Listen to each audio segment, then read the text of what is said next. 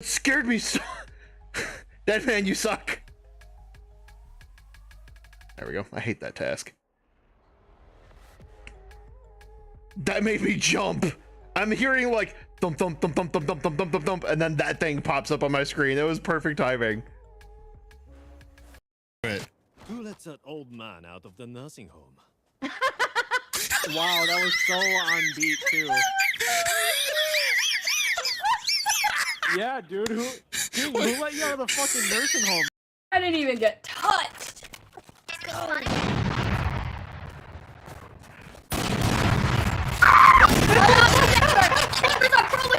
Oh my god! I died.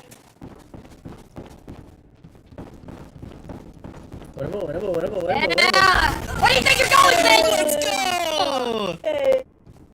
Good job. Switching sides. I like you guys. At the end of this session, I will have you all be applying a level up. You're now level 6. Moving forward. What? But I didn't get to annoy Lemon about a level this session. No. It's not about. It's not about the level. Lemon into not giving us a level. It's not about the level, everybody. It's about Lemon's sanity leading up to giving the level. Just Emmy, we're all in danger. Let's see, LMG, yes, yay, minigun go brr. He's getting a shower of personal belongings. All right, hold on, I gotta get emotionally prepared for this. Let me just do some stretches. Okay, yeah, okay, yep.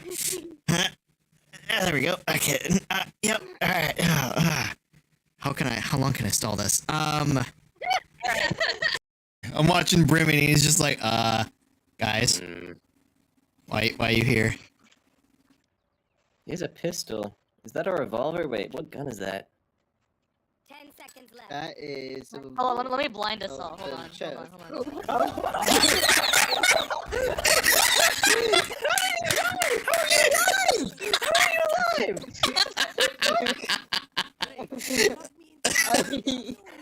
I got This so is fun. scared We're because having so much. I will go ahead and import it as soon as I can. Off your feet!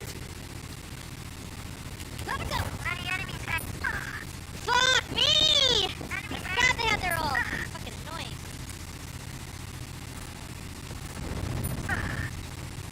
They're getting impaled from both sides of it. Got one. Right there. Down A. Yes, let's go, baby. Player standing. One enemy remaining. More down. Okay, back up. Yeah. He's got a plant. I think he went around on him.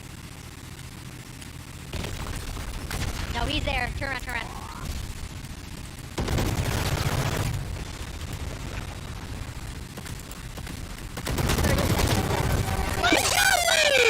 Yes! Fucking aced!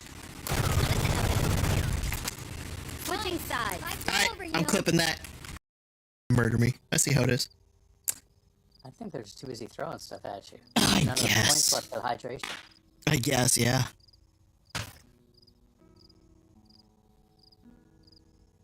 Oh, there we go. Nice. It's under show selector and then go to the custom games tab. Show select. Oh, boom, boom. Show selectors in the bottom. No! No! No more! More! No more! More! When did the last barrage happen? A long time ago! Hold on, Was that in a really long time? Yeah, my hands are blocking some of them. Ah! Suck it! Way. We have to do this. Father. Papa, let me help you out. you're a bit I got you. making me lose the game. 3. Coca-Cola came to town, Diet Pepsi shut him down, Dr. Pepper fixed him Borders. up. Now we're drinking 7-Up, got Oh, the there's a thing, lot now of fruit we're in here. drinking Mountain Dew. Mountain Dew fell off his I'm- mountain. Now we're drinking from a Ooh, fountain. I got for fireballs. fountain had Look a at that stroke. Now shit. we are drinking cherry coke. Cherry coke lost her cherry. Now we're drinking Loganberry got Wait, what is lost this? at sea. Now we're Oh, it's a drinking pulley. iced tea. Okay, okay. Iced tea died and What choked. time? I'll be Now we're busy from back to 5 drinking coke. to... Oh my god, yes. Oh, here we go.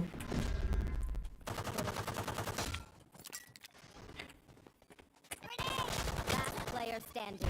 One Jesus, nice. Let's go! Stop that malfunction. Oh, that was beautiful. Somebody freaking clip that. God, that was sexy. Let's go A.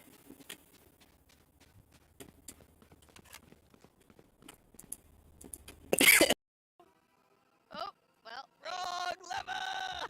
Here we go. Wrong lever! Oh no. Oh no!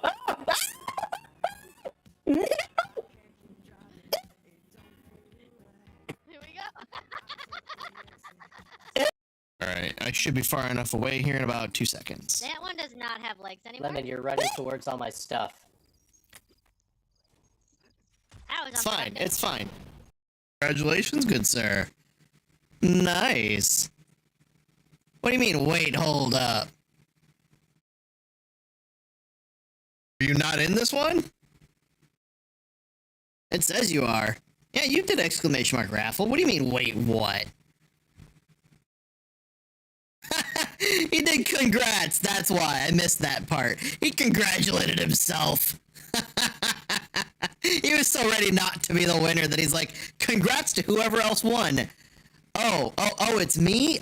Oh. I love the abuse. I love the abuse. I enjoy the abuse. Yes, abuse me more. Hit me harder, daddy. Oh, oh no. That's Truffle Dashio and Taro I told you about. So, yeah, that's it. I hate you.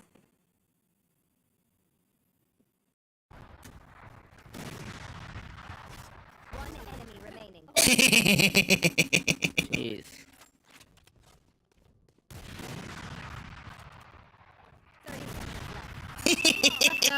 Wow, that's 2 rounds now. I did not see a single enemy. Switching I sides. didn't even have to use my ult. God, I'm doing them dirty on this map. That is insane. All those kills were yours. At the nav. I tried to warn you. You're hiding pretty well, I see. I was distracted by his weird voice. Oh, disconnected. Womp! Freaking womp! Oh, that sucks.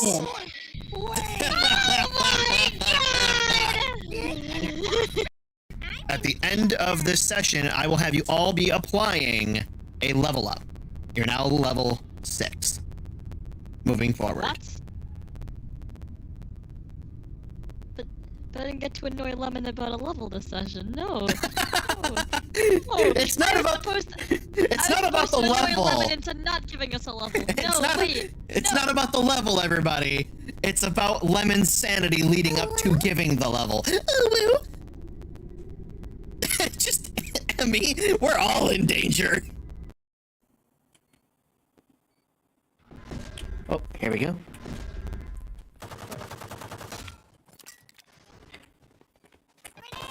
Last player standing. One Jesus, nice.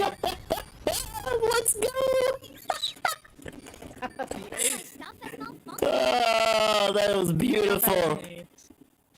Somebody freaking clip that. God, that was sexy. Let's go A.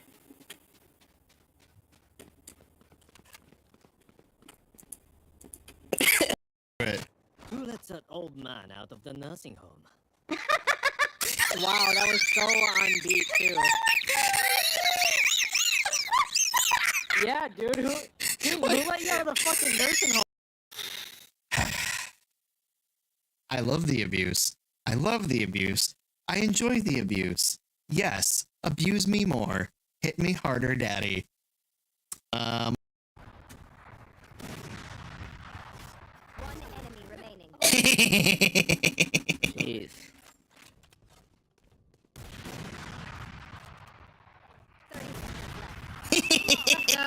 Wow, that's 2 rounds now. I did not see a single enemy. Switching sides. I didn't even have to use my ult. God, I'm doing them dirty on this map. That is insane.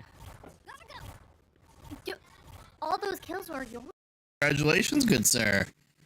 Nice. What do you mean, wait, hold up?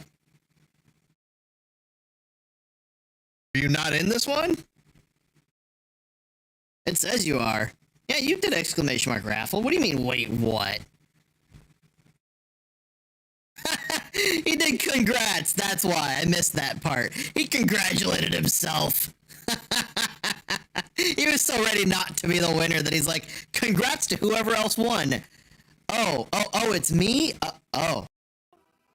Oh, well. Wrong lever! Here we go. Wrong lever! Oh no. Oh no! Here we go. I didn't even get touched.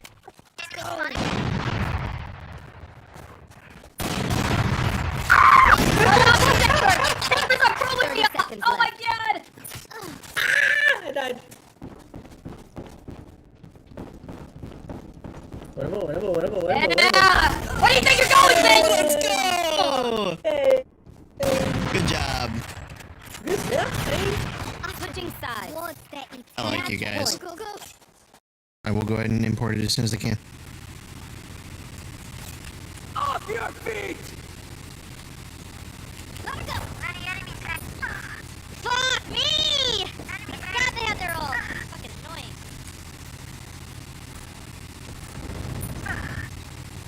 They're getting impaled from both sides of them. Not one. Spike down A. Yeah, let's go, baby. Player standing. One enemy remaining. More down. Okay, back up. He's got a plant. I think he went around on him. No, he's there. Turn around, turn around.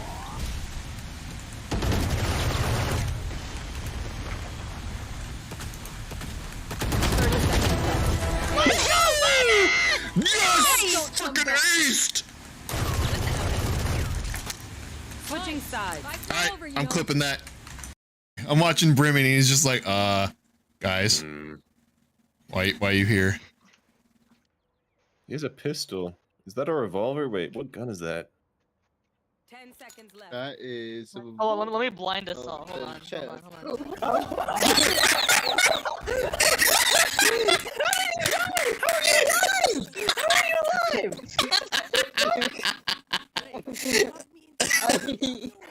I Yeah, this is fun. We're having fun.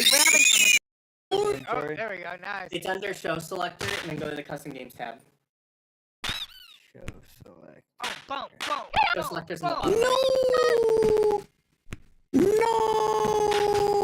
No more! More! No more! More! When did the last barrage happen? A long time ago. Hold on, Was that like 1500? Yeah, my hands are blocking some of them. Ah! Suck it! Way. We have to do this. Father. Papa, papa, papa, Oh, let me help you out. papa, you're a I got you, I got you. making me lose the game. 3. Coca-Cola came to town, Diet Pepsi shot him down, Dr. Pepper fixed him Orders. up. Now we're drinking 7-Up, 7-Up got Oh, the there's a flu. lot Now of fruit in we're here. drinking Mountain Dew. Mountain Dew fell off his I'm- mountain. Now we're drinking from Ooh, a fountain. I got Paul fireballs. Fountain had Look a at that stroke. shit. Now we are drinking Cherry Coke. Cherry Coke lost her cherry. Now we're drinking Loganberry. Loganberry got Wait, what is lost this? at sea. Now we're Oh, it's a drinking pulley. iced tea. Okay, okay. Iced tea died and One choked. time I'll be Now we're busy back from to 5 drinking Coke. to... Oh my god, yes. Oh, oh no. That's Truffle Dash and Taro I told you about. Murder me. I see how it is. I think they're just too busy throwing stuff at you. I None of the guess. points left with hydration. I guess, yeah.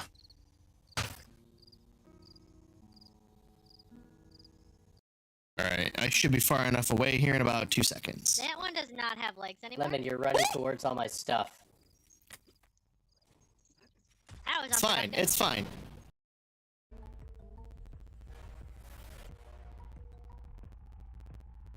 Oh, son of a bitch! That scared me so. That man, you suck. There we go. I hate that task. That made me jump. I'm hearing like thump thump thump thump thump thump thump thump thump thump, and then that thing pops up on my screen. It was perfect timing. Let's see. LMG. Yes, yay. Minigun go brr. He's getting.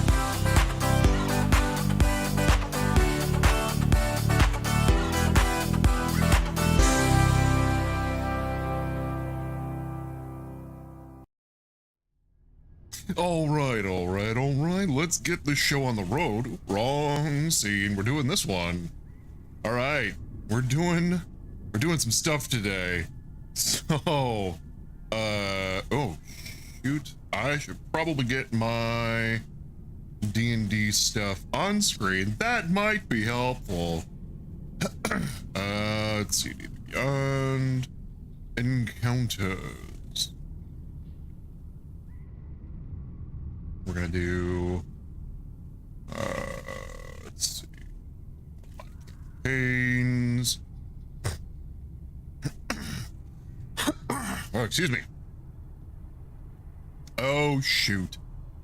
I don't think I can add. I'm gonna try it.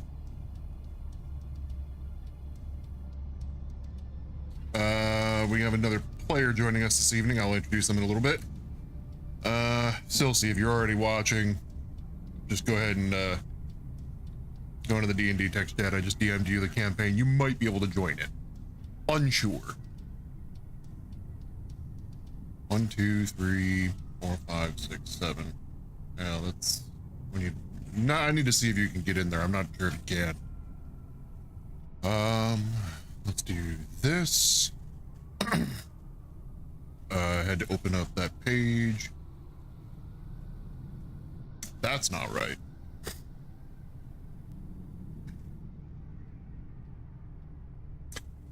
It started capturing before I was ready for it to. Dang.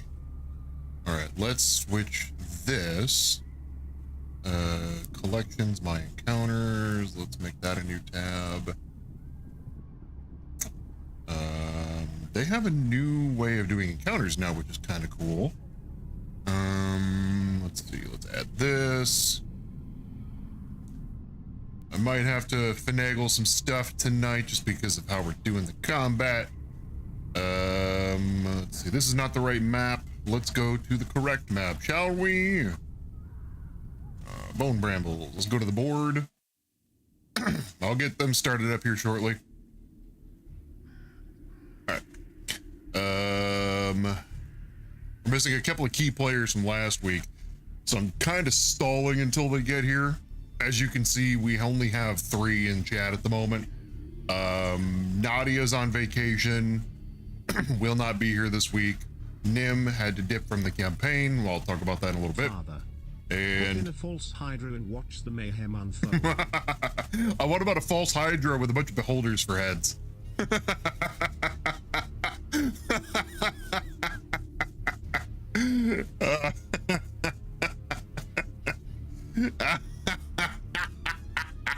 Sorry. Anyway, yeah. I might not do that tonight. Maybe in the future. Oh, Sentry's here. Good. I do need to. I'm gonna refresh this page, and I need to fix the source that is capturing. What is that? The rolling browser on the top right. Ghost Hunt? No. Oh, it didn't freaking play again. It's always the first one of the night. Here, I'll fix it. Yeah. Oh well. Oh well. I got you. Points redeemed. All right. I have to fix the rolling browser because it's bugged. That's not the right one. Encounter browser? That's the one.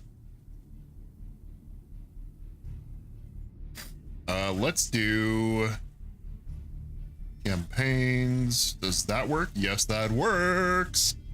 Hi, Turtle. How are you doing, sweetie? Let's see.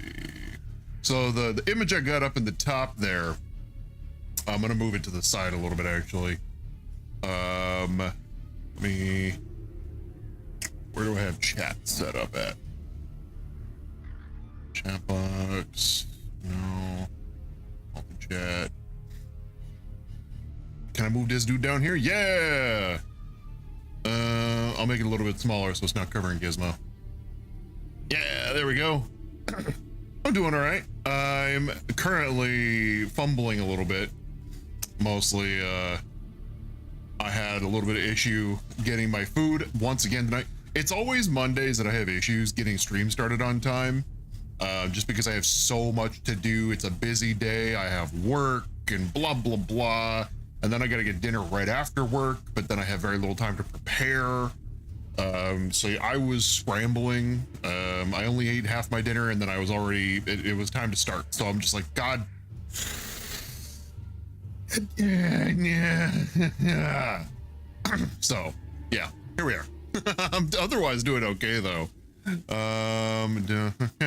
D&D, Descent into Avernus notes. That's going to be helpful. Descent into Avernus book. Let's look up Red Ruth.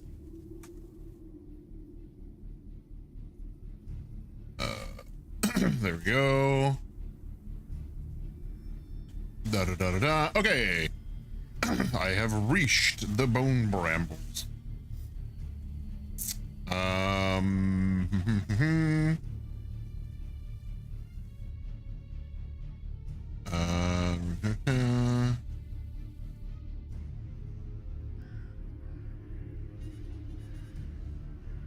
Okay. I had to make sure I was in the right spot on the book, and let's see. Oh, hey, I forgot to do the thing. I have accessories. I have the lemon. All right, so let's do that. What was dinner? Dinner was Chinese. We were too pressed for time to do much else, so I was covering the camera. It was too pressed for time, so I just went and got Chinese.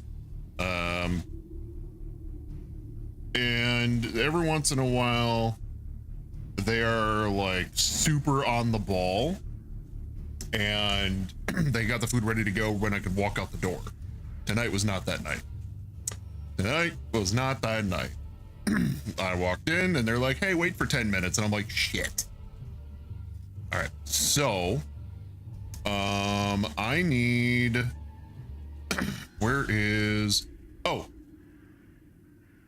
I need to get, reactive.fujitech, log in. I need to get Silsey's, picture on screen. Where's Silsey? Silsey. Copied.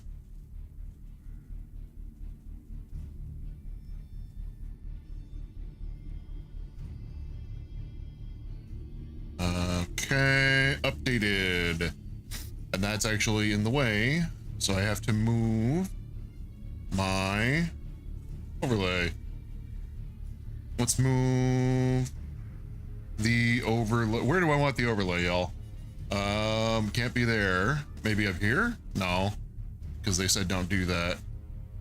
Maybe I'll put it right there. You guys can see a little bit of chat on screen. That's fine. I'll just make this image a little bit smaller. And then we will move the chat overlay down. Chat box? No. Mostly chat. There we go. Move that down to accommodate a little bit. Boom! There we go. Oh. Where's Toasty in my DMs?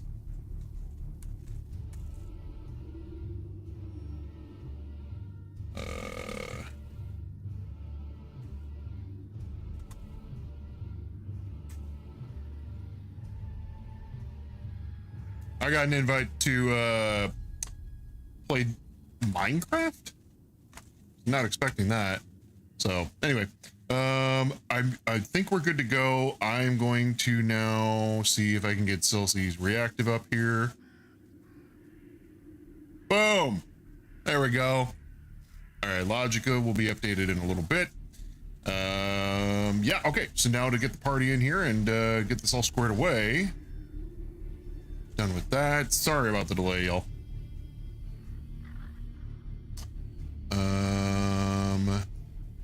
Don't want that there. We want that over here. No. There we go. That's what I wanted. Okay. And then game log. Boom. Boom. Got it. Oh, by the way, I didn't read your message. I'm sorry. What did you get from Chinese? Chinese was Mandarin chicken. It's like orange chicken, but better. With a little bit of broccoli in that, because got to get some veggies in there. And then, oh, get this. Hold on.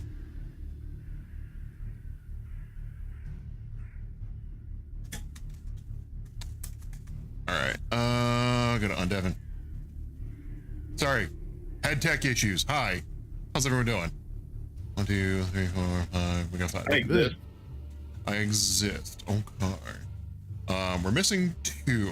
So we're missing Toaster and why am I blanking here? Jade, which already said they wouldn't be here.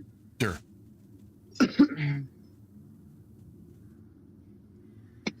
I got you, Lemon.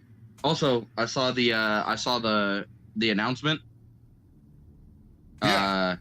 In server news. I'm excited. That's pretty fucking dope. I love that game. So Warships. Yep.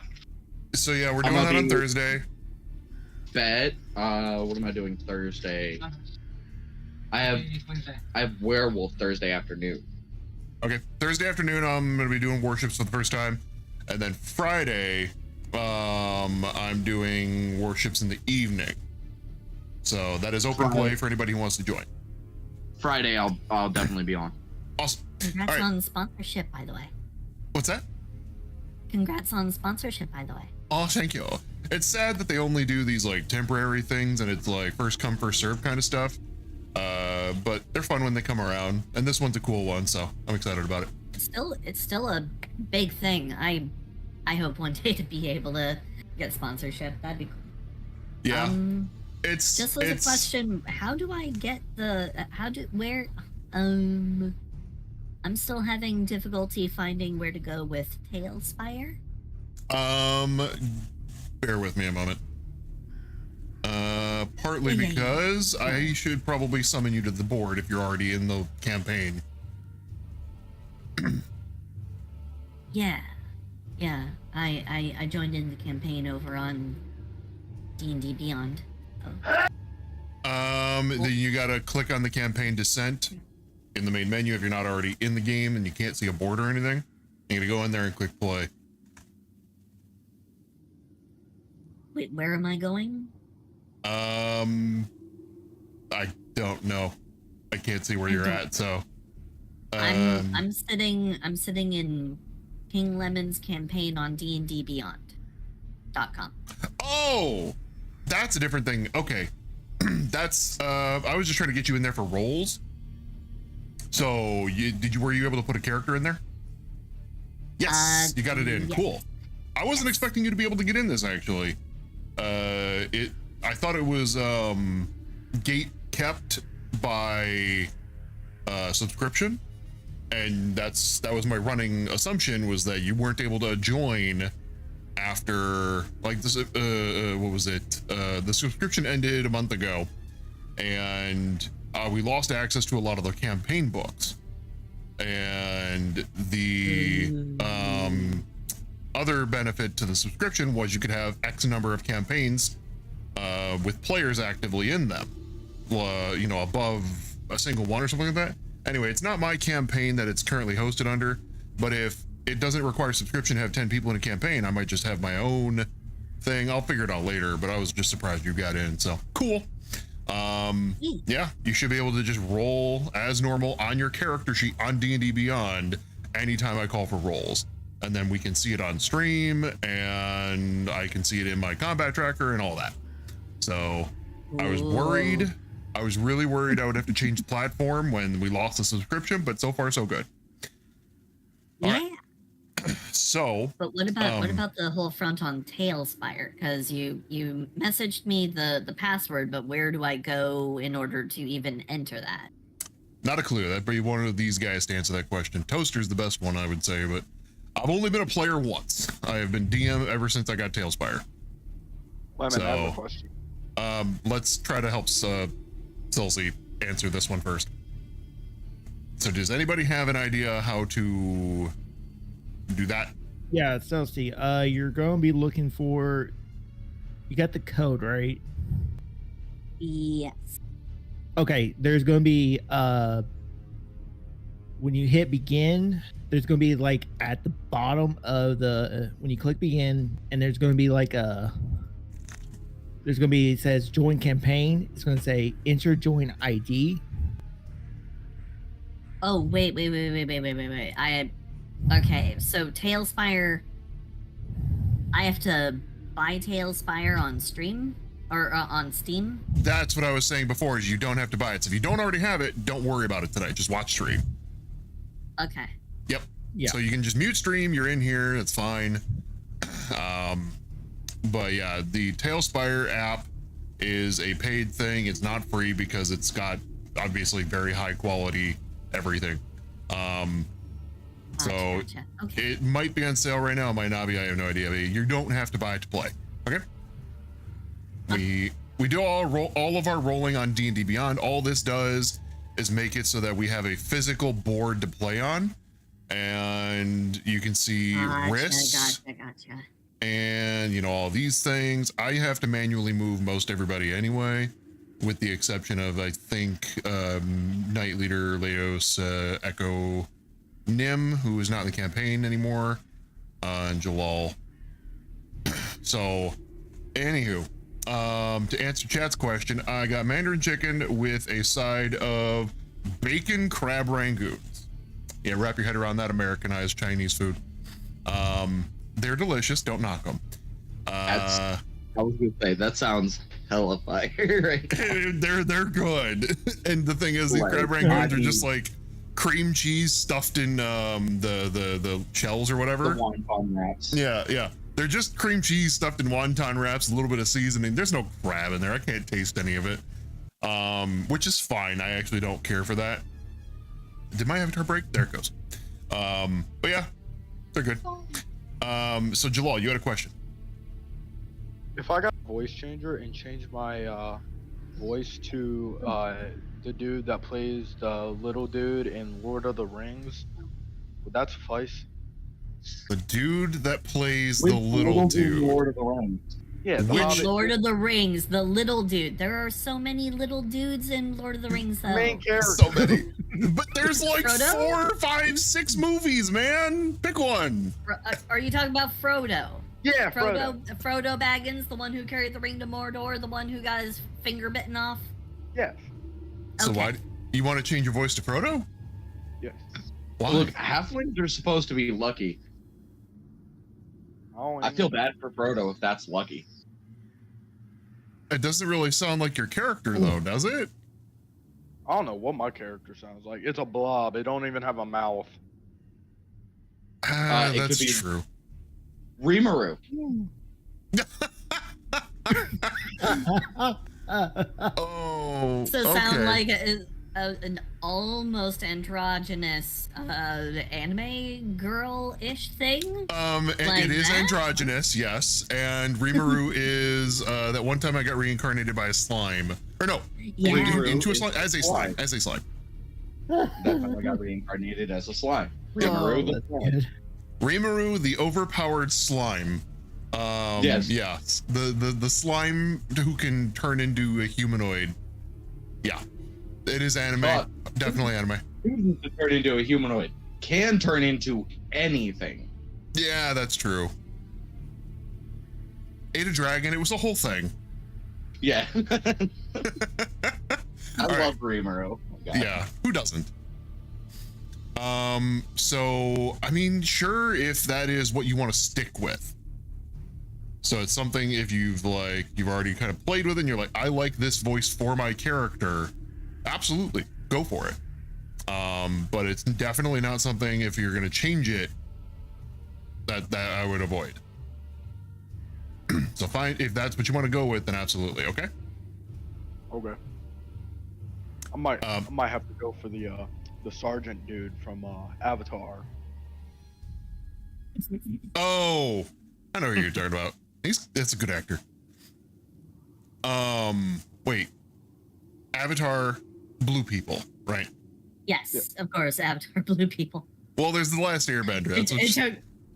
Everyone knows the proper distinction is the good Avatar. If you don't specify the good Avatar, it's just so blue the people. movie, the Avatar: The Last Airbender movie, I agree, was complete trash. Shit movie. Yes. The actual cartoon animated series of Avatar: The Last Airbender was amazing. Fantastic. It's one of my favorites. I didn't realize we had the movie equated into this. I wasn't even talking about that. Me personally, I think Avatar: The Last Don't Airbender worry, is no one talks boring. about the movie. It didn't exist until you mentioned it. It never happened. It just slips out of memory whenever you stop talking about it. It's like Schrodinger's Rotten Tomatoes slime on the bottom of your boot. You forget it's even there when you aren't talking about it. Yep. I personally think Atla is a little bit overrated. Out of sight, out of mind. I don't know what Atla is. Avatar: The Last Airbender. I don't knew the abbreviation acronym. I don't use it. Yeah. I mean, still, I like it. I had a fortune cookie I had to eat, so I was letting you chat. Incredible. All right, really quick. A spark of inspiration will be the guiding light to new paths. What the hell kind of fortune cookies are these days? That's boring. Well, because it has to be vague enough that it can be applied to anything. And also not be sued for claiming false futures, I guess. False advertising. Yeah. Like, I yeah. mean, would you rather that they just give you Sun Tzu quotes or something? Yes. I mean, at least if they attribute the quote to someone. Yeah. Honestly, I would much prefer eating a fortune cookie and reading a quote from Sun Tzu. If it had the quote, Art of War. the attribution to the quote would help too. It's like, oh, well, if it's just a generic platitude, that's boring. But give me a war quote and I'm freaking down. Let's go. Like, let's freaking go. I mean, or else they'd be referencing probably the philosophies of Confucius. Right. Let's see, Turtle says, I never watched that movie. I've seen the two with the blue people. I haven't seen the second one. I need to watch that one. I started watching it, but I had to turn it off the moment I saw cloning the bad guy from the first movie. Easy now. Yeah. Haven't seen it yet. Yeah, that's spoilers. That's literally all I'm gonna. Don't worry, Lemon. It's literally the first 10 minutes. It's literally the first 10 minutes. That doesn't do anything else because that's as far as I got. I was like, oh man, not even. I can't do this. Yeah. So I checked out. War quote from Sun Tzu. Victorious warriors win first and then go to war, while defeated warriors go to war first and then seek to win. Going hard. All right, so let's get on track here. Are you in the no, you're not in Tailspire, but you are in D&D Beyond. That's fine. Echo's late, but we have 4/5. So last and I apologize for the delay for all of you guys, Chad, everybody. I was having some technical issues, as you already all know. I very often run late on Mondays just because I have work, which only gets out at like usually 5 or 6. I'm self-employed, but it's Mondays are busy. 5 or 6, and then I got to go get food, and then I got to prep, or vice versa. I don't have enough time in the day, so we're like always running right at the wire.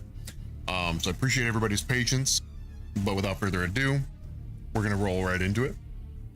So last week, you guys were working with Red Ruth for the ability to break the contract, or find out how to break the contract of the elemental who was guarding the demon zapper that you had run across as you were traveling to gather information from your last lead from the Balgura at the Standing Stones. So now Red Ruth, having declared her need for a once a century bath, you were to secure her homestead in the event of her absence, which, as you come to find out, her homestead is only as safe as she is around. Because while she was around, the air was still, there were no disruptions. As you are standing guard, the forest had become more unruly. Moans, shrieks, clattering, all of the such escalated to the point where now you face dryad spirits as well as an undead treant whose body is comprised of bones, either one, of the bone branches that make up the entirety of the forest around you. And last we left off, your party consisted of Sentry, Riss, Lados, Echo, and Nim, who had to depart partway through the last session, and who is going to be departing this session for the foreseeable future.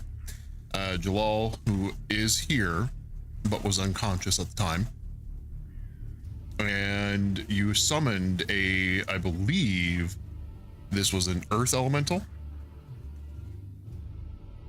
Was I right, Night Leader?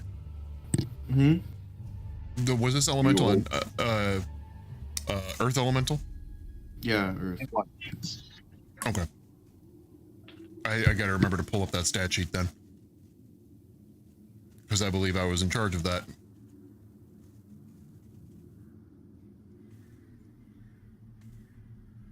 Yep. Okay. So I have that. So yeah, it has 2 slam attacks, and that's its main thing. Otherwise, it can travel undisturbed through the ground via burrowing, standard movement speed of 30. It also has tremor sense and dark vision, and it deals double damage to objects and structures. Your elemental is vulnerable to thunder, not lightning, but thunder, and it's resistant to standard physical attacks such as piercing, bludgeoning, and slashing. And that is only from non-magical. It is immune to poison, and it is immune to being paralyzed, exhausted, petrified, poisoned, or being put unconscious. And that is your character. Or that is your summon. Okay? Yeah. How long does it say that you have that summon for? Let me find it.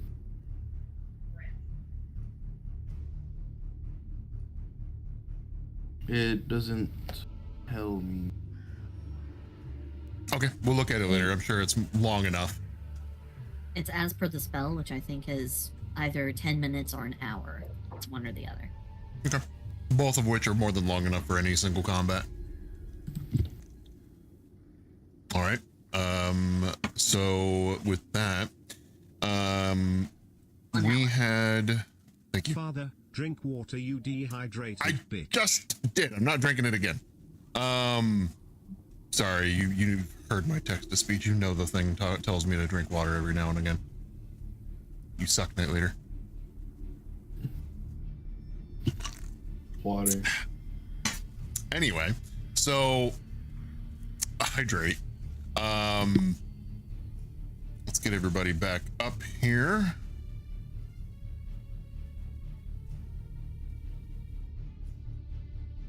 All right.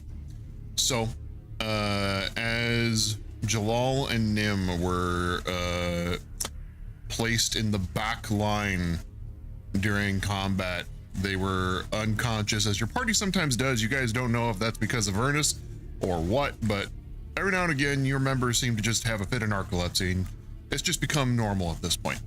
But Jalal, you're conscious. You're taking in the scene before you, which is the undead treant, as well as a dryad spirit off to the right.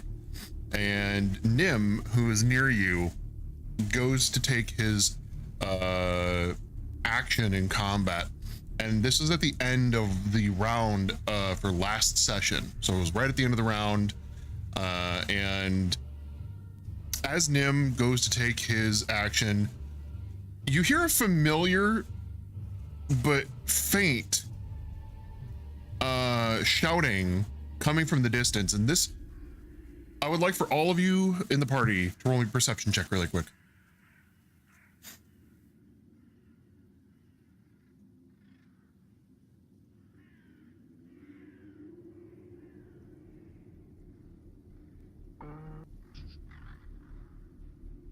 How does a nat 20 sound, Lemon? Sounds good enough. All right. Hey, I'm here. There's the echo. All right, nice, good timing, just in time. We were stalling. I said that earlier, right? We were stalling. Mm-hmm. Stalling? Definitely. Yep. So, Riss, actually, Echo, now that you're here, do me a favor and roll me a perception check. If it's miserable, can I use my passive? Sure. Cool. Bloop.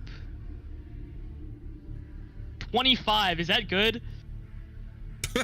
Yeah, that's very good. Let's go. Let's go. All right, so Riss and Echo, and this actually works because I don't think everybody was like, I don't think all of your characters have been here since before the cathedral. I think most of them have, but not all of them. I think Jalal, was your character around at that time? The cathedral. I'm not sure. I think Yeah, Jalal was here. was there for the cathedral. Yeah. Okay. Okay. What cathedral? So then actually, yeah, this would apply. But anyway, so sorry, my audio's cutting out. I had to figure out what was going on. There was a cathedral? Yeah, it was a while back. It was like our first within our first few sessions where we were actually in Avernus. Yeah, I think. Oh, I remember. I was there. Yep. Because I was I was there. only people that were there for the cathedral that are still here, well, is most of us. Echo, Sentry, Jalal, Riss, and Lados were all in the cathedral.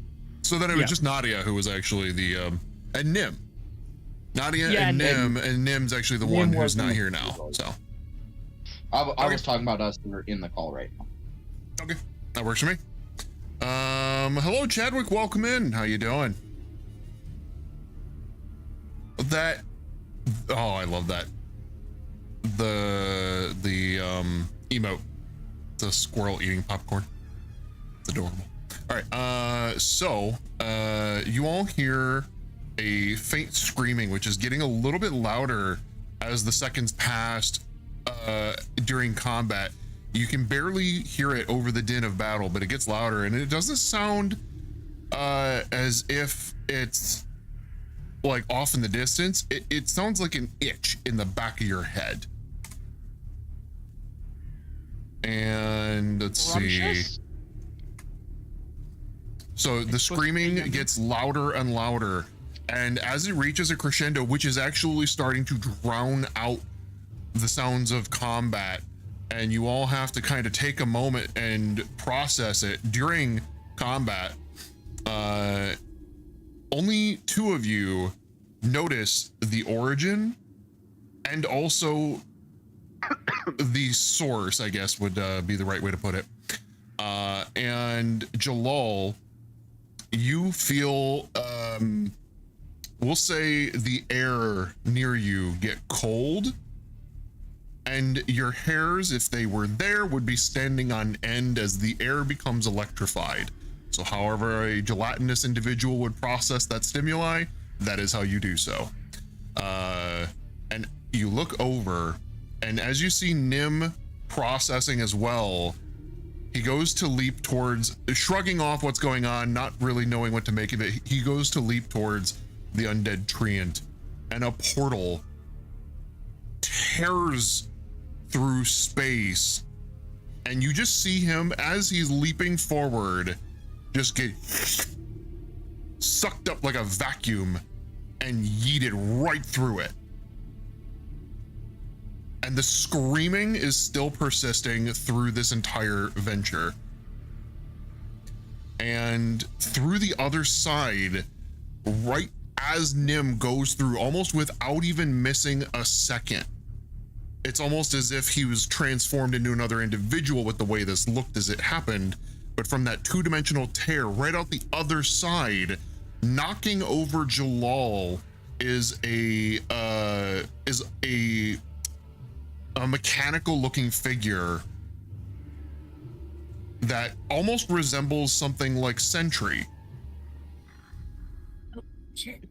Not another one! We already have to deal with one! Gotta find a model here. Obviously have to be incredibly racist based on your experience with only one Warforged. Risk just yells to the sky, "Are you trying to make my life harder?" Okay. I'm not with the art yet. Oh no! You're okay. Everything in due time. You've seen how long it's taken me to get things going tonight.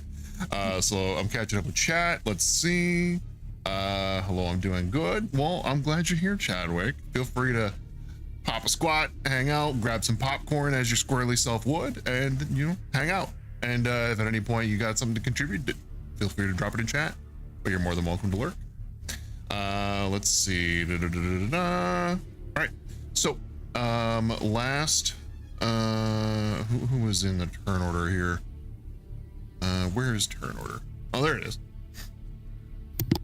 All right, so in this case, we will just put you after the elemental. Hydrate. Gotcha. Thank you for the hydrate. All right, so at the top of the turn order is Echo. It is your turn. You hear the commotion behind you, and as you steal a glance behind again, and if you haven't already, check your DMs. But you steal a glance behind you.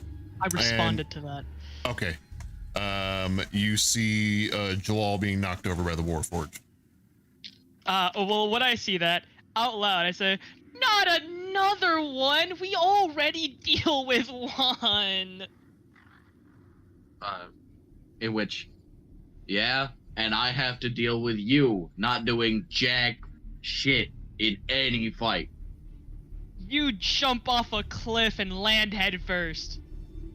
Yeah, unlike you, I'd probably survive. All right. So, do you take an action on your turn, Echo? I'm gonna. Do I actually? Wait.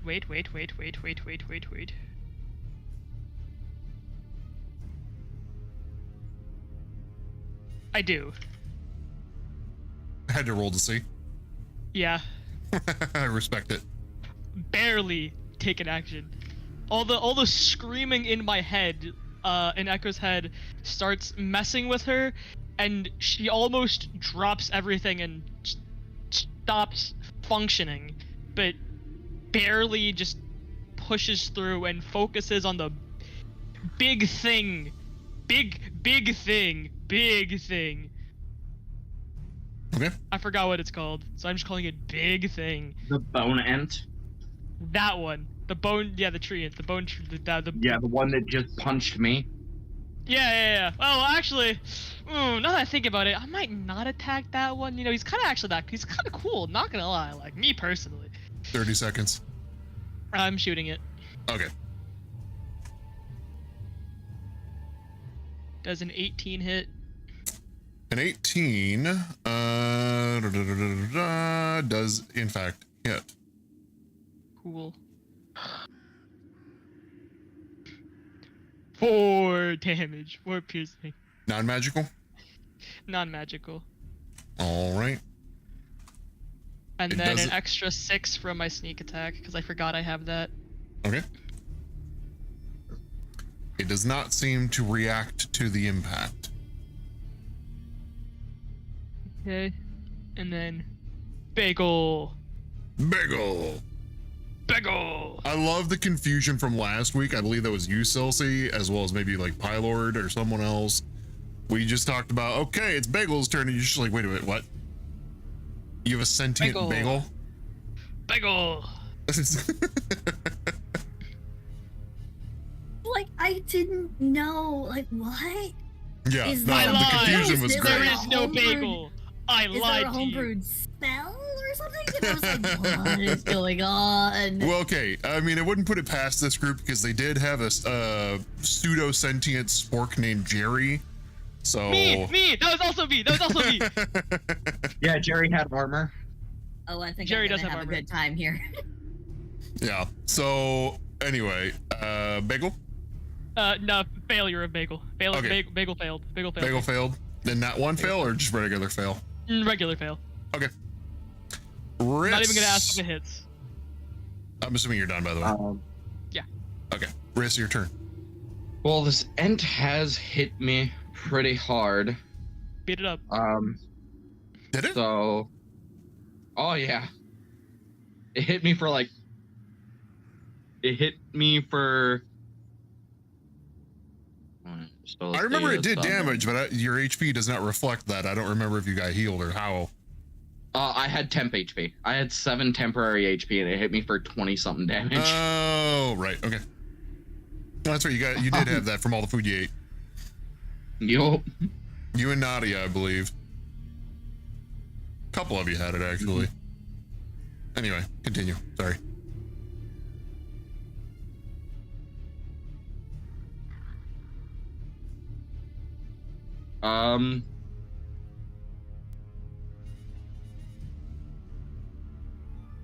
Next in the rotation is going to be Lados, followed by Sentry.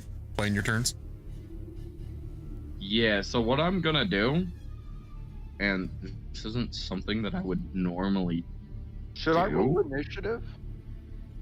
You're going to be at the end of combat with Celsi.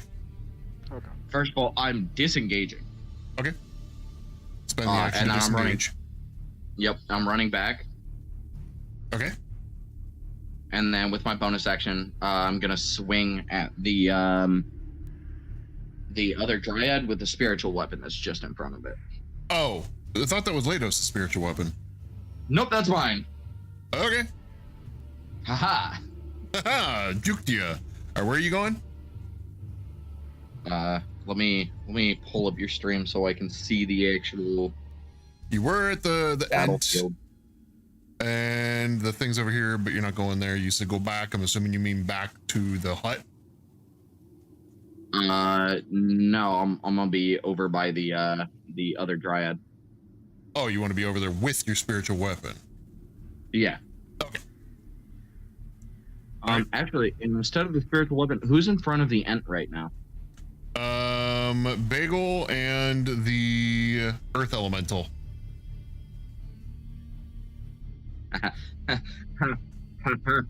I am gonna cast Shield of Faith on the earth elemental. Remind me what that does.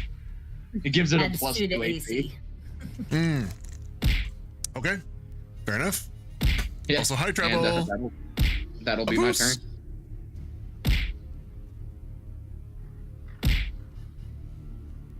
Good move.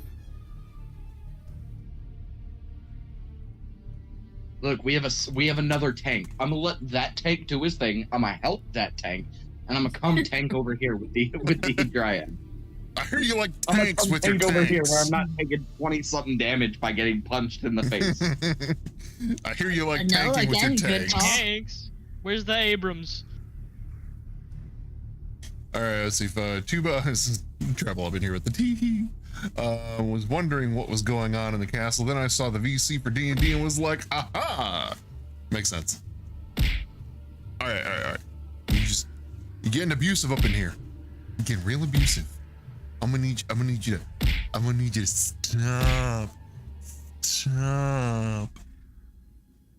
Thanks. All right, so let's see. Are you I'll be all right back. God dang it. Did you complete your turn? What were you ending with? Egg. Riss. You said you Shield of Faith. Are you done? Yeah, that's it. That was my action, my bonus action, and my movement. Okay. You said you attacked. Was that a whiff? I ended up not doing the attack because it takes a bonus action for the attack, and I ended up doing Shield of Faith as It was bonus at this action moment that he for knew. Hydrate. for that. However, Angel, Angel rushed down to where I'm at. Where the hell was Angel? Flying. She's up in the sky right now. Isn't spiritual weapon the attack is a part of the bonus action where it's summoned? So if you summon it, it attacks during the turn it's summoned, but it was already here. Oh, okay. And then you in subsequent turns you have to use it again. It was already here. Yeah. Sorry, Yeah. my bad. So I just took a brain. bonus action to swing with that. So instead, I decided let me help the other tank, and I'm gonna call Angel down with my free action, and she's gonna just proceed to run down from the sky. Okay. What do you want her? She's gonna be with Bagel. Okay.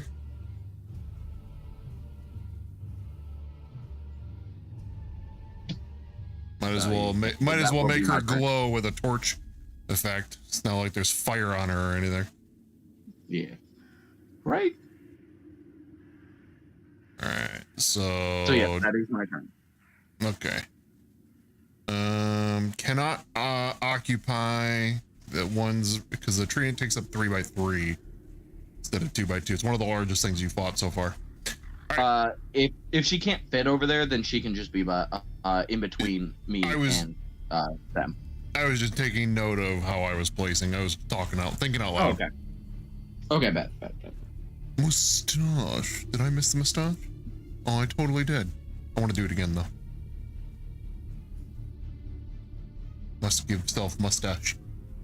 Oh yes, mustache. Okay. I missed it before, so I had to do it again. All right. Next up is going to be Lados. Yep. I am moving to the nutrient, and I'm going to try to use my mace on it. Oh, wait. Hold on. I had you mixed up. Sorry. You go after the treant. Nope. Never mind. Let me go ahead and do those, and then it'll be your turn. Okay. All right. So, it was obviously attacked by the Earth Elemental, and it's let's see, going to do a little okay. Yeah, it knows the Earth Elemental is a summon, and it's gonna go straight for Sentry. Hey. So it's actually going to charge, and it can reach you from here. So, actually, I don't even need to move it. Come to think of it, it is going to huck a boulder. Also, don't forget, I do have a Shield of Faith on Sentry as well. Do you? Uh-huh. That was my first start. Shield of Faith on Sentry, then Sentry summon that, so second Shield of Faith. Okay, that works. All right, so the first making attack. sure that people are protected. Let's see. Lemon, if I needed, I'm making quesadillas. Okay. Oh, quesadillas. Oh.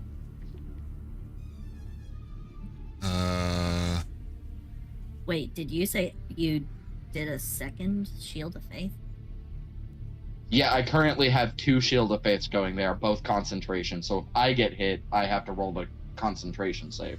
I thought you could only concentrate on one thing at a time. Yep. You can concentrate on multiple. It just increases the difficulty, and you have to roll for both concentration checks.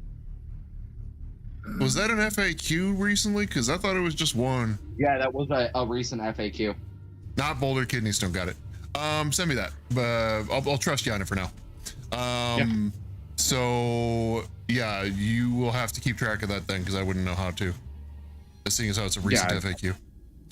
And I no longer have D&D Beyond to do the quick look.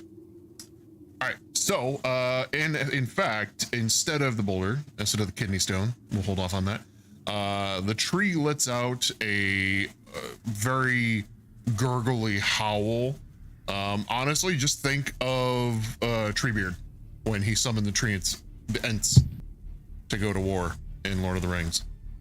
That's the howl you hear from the treant, more or less. And you see the tree bone things, the bone trees. Start to... woman. I do. You cannot concentrate on more than one. Okay. So, Sentry Shield of Faith would go. Okay. It would be the most recent one that stays. Okay. So the bone trees start to rattle, and the nearest one to, let's see, where, so there's actually pretty much bone trees everywhere here. This is the bone brambles, after all. So the nearest one to Sentry, being right next to him, animates, and you see a giant branch slam down. And that is a 18 to hit. Miss. All right. And then after that, let's see, one more is going to be on, let's do eeny, meeny, miny, mo here. How many targets do we have? 1, 2, 3.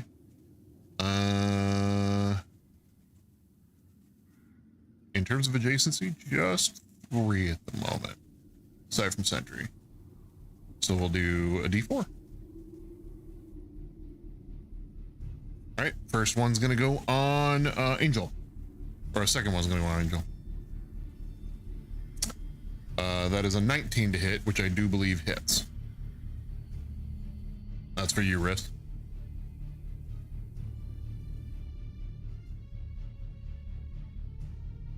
So, Riss, are you there? Yeah. Okay, good.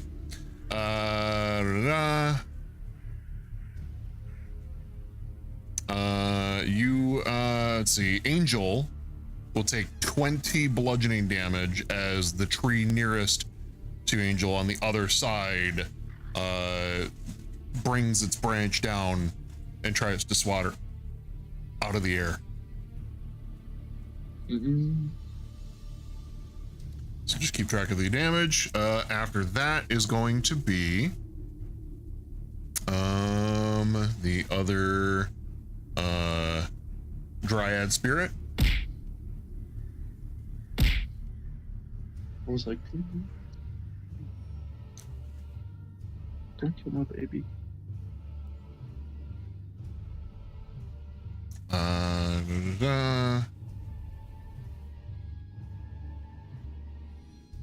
Okay, let's do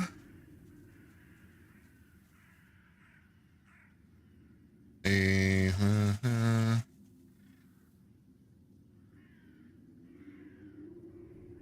we're gonna do the Dryad Spirit is going to shriek like the last one did, and this is going to be a Constitution saving throw for everybody.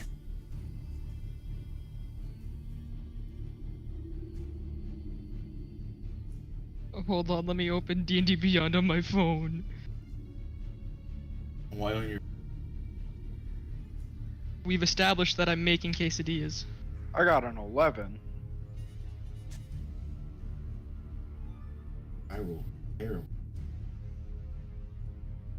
All right. I would like to use 8 points of the modifier pool. A singular? 8. 8. Okay. I would like to use 15. Okay, so 8 points from the modifier pool for 1. 78, and then 18? I'm sorry, 15? Yeah. Can I use 10?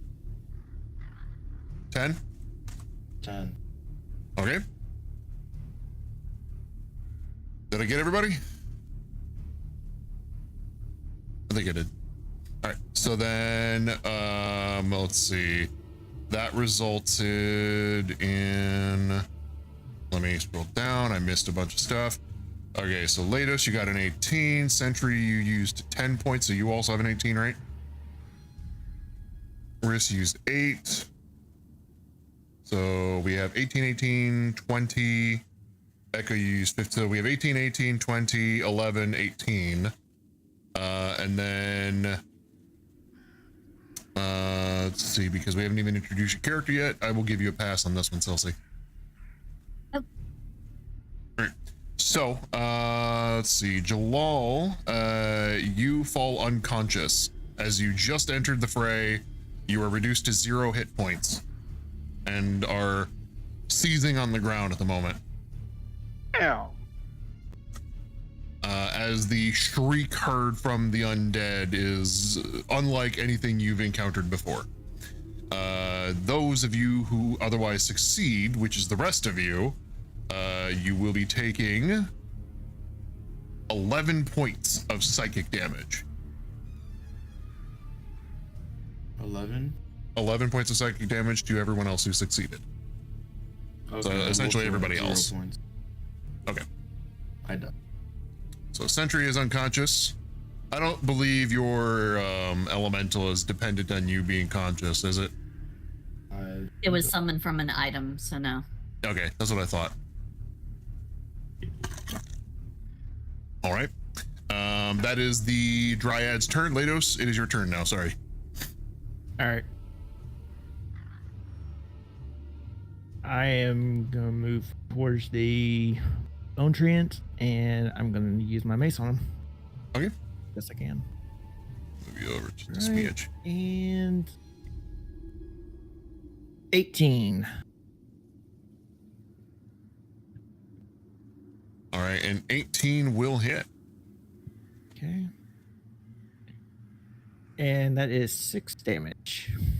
Standard non-magical? Yeah, standard. Okay. Again, doesn't seem to phase it.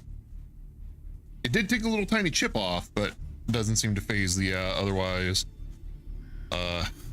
staunch And then for defender. my bonus, I am summoning my spiritual weapon. All right. Alone.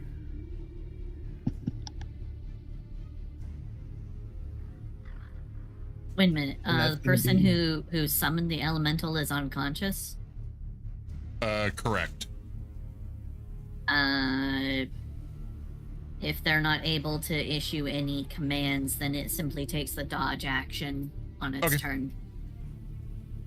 All right. Wait, I was gone for like 20 seconds. Yeah, 2 people are unconscious. God damn it, guys.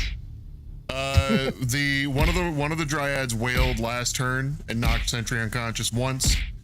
This turn knocked Jalal unconscious, and because a DM overlooked a little bit of extra damage last time, it didn't apply to anybody. This time I actually noticed the damage that should have been there, and I applied it this time. So that extra damage put Sentry back unconscious again. Okay, did I take damage from it? Everybody took, I believe it was 11 damage. Wait, how 11 did I- even success? How do I fall unconscious then? It was a part of the ability. You failed your save. Okay, so Sentry out. We'll get him next time.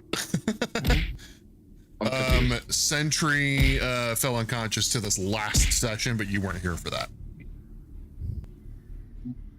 I don't know if it's a mission failed yet, but that definitely was an oof. Chadwick was on the money with that one. So I take 11 with a success on the save. Correct. Wait, you rolled. Yes, you rolled. Yeah, I got. You had 18 or 20. 8 points from the modifier pool. Yeah, you're fine. I mean, you take damage, but you're otherwise fine. Bet. Okay. Now I'm back up. Okay, we got this. All right. So Lados, you summon your spiritual weapon, take the attack with it. Yep. 19 to hit. All right, that hits. And this is, I believe, force damage. Good damage. 17 damage. Damn. Was just a spiritual weapon. 17 damage is a good hit. That's force. And that's so gonna be my turn. That looks to have actually taken a nice chunk out of the tree, and as it spasms during the combat, it jerks a little bit at the response. If that's your turn, then we go to Sentry, who's making death saves directly to me. It was 11 damage, right? Correct. Throw all the items, fire everything! Sorry, chat. All right, after that is going to be the Elemental, who does take the dodge action while Sentry is unconscious. And now it is going to be Jalal's turn. Don't tempt us, we could. So you will also be rolling death saves. Keep track of them for me, please. I actually don't have you in the tracker at the moment. So just DM me the results, please. I'll check them in a minute, but I can't see them on the tracker. 20? I did get Ow. You guys are mean. Chat's abusive. Is it a D20? Turtle. What was that, Joel? D20. I'm sorry. Every time you talk, chat throws a goddamn bazooka of items at me. Stop. All right. Let's see. I was unable to control myself clearly. Snow, get out of here. All right. Continue, Jalal, while we have a brief reprieve. Is it a D20? Yes, and just roll it. Like, I think you right click on it to choose who to roll to. Roll it to me. Okay. DM. I'll check the results in a minute. Just like send it to me on Discord for now. Oh, how do I roll death save? Do I just roll a flat D20? Yeah. Well, there are death saving throws on your character sheet. So when you go to 0 HP, you would, in the, I believe, where your HP is, you would roll a death save. But if you roll 11 or higher, it's a success. 10 or lower, it's fail. Nat 1 is 2 fails. Nat 20 is you're up with 1 HP. All right, I got it. Okay, just send me the result, and then we'll keep going. And Silsey, we will hold off on introductions. For now, you find yourself in a perpetual, we'll say, kind of twilight atmosphere, surrounded by necrotic-looking trees, in what looks to be some sort of decrepit hovel with really ghastly-looking components for maybe like potion brews or something to that effect. And you, as you were thrown through this tear in reality, which has, by the way, at this point, the screaming that was there has faded, and now it's just the din of battle, and the terror in reality sealed back up and is no longer there. And Logica, you fell through the portal, stumbling a bit and landing on Jalal, knocking him over and yourself, who are both prone at the moment. However, Jalal now is seizing at the response of the wailing.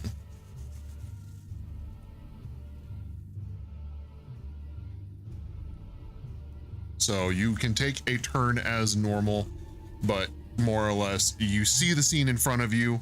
Your surroundings are like I gave you, as well as you see two sides embattled, and you can very easily make out what looks to be a treant, but is covered in like pus and boils, and it's made of blood. There's a corpse hanging out of it. It is very clearly some form of undead, and there are ghostly figures attacking this party that you seem to be in the midst of.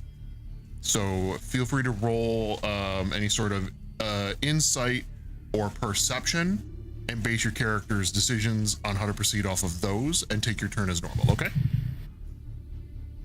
All right.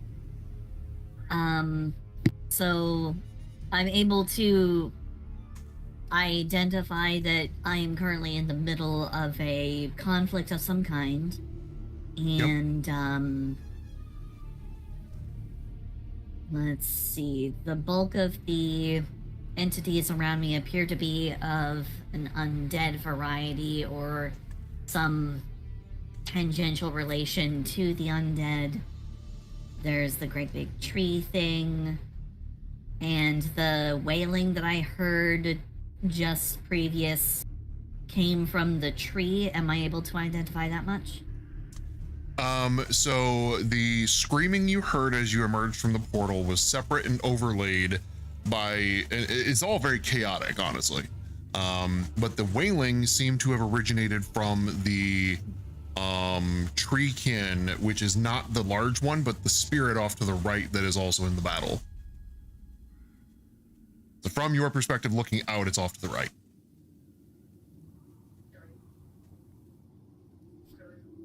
Okay.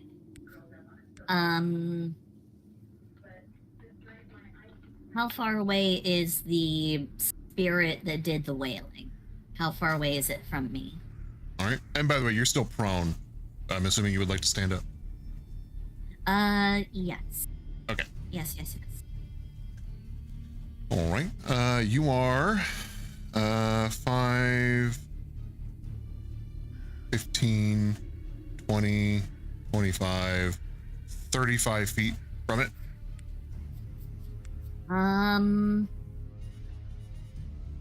I would like, let's see, I'm identifying threats as I appear to be in a hazardous location, but given that some sort of ranged area of effect was cast from this ghost-like thing, I'm going to attempt to cast polymorph on it. Okay.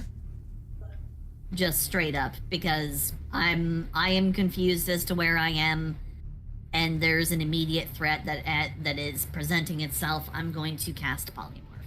Okay. And if it wasn't clear, you were immune to the insta-down, but you weren't immune to the damage that came from a success. So I would apply that to your character sheet, okay? Okay. So you are looking to cast polymorph on the ghostly figure, the dryad. Okay, yeah, I mean, that should be fine. That doesn't qualify as any type of like charmed or restrained or anything to that effect, so I don't think its immunities, which are kind of obvious for the most part, would apply here. So knock yourself out. Okay. I need a wisdom save from it. All right. Oh, also I have a voice for all of this, but I'll wait until I actually start talking in character. Sounds good. That is a 12. That is a fail. All right. And I'm going to transform the ghost into a I'm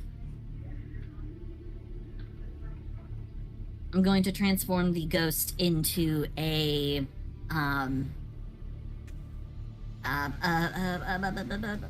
cockroach. Okay.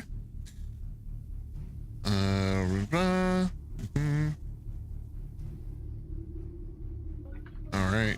So, and yeah, just a quick Google. Yeah, they can in fact be polymorph. Doesn't matter if they're incorporeal. So neat. You learn something new every day. I believe only if they have shapeshift.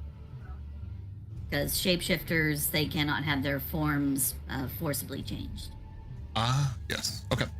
So the spiritual dryad is now a cockroach in front of you, Riss. Itty bitty. All right. Anything else, Logica?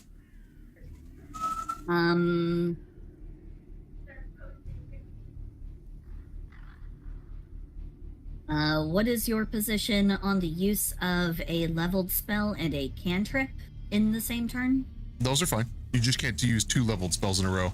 So if one's a bonus and one's a regular action, as long as they're not both leveled, you're good.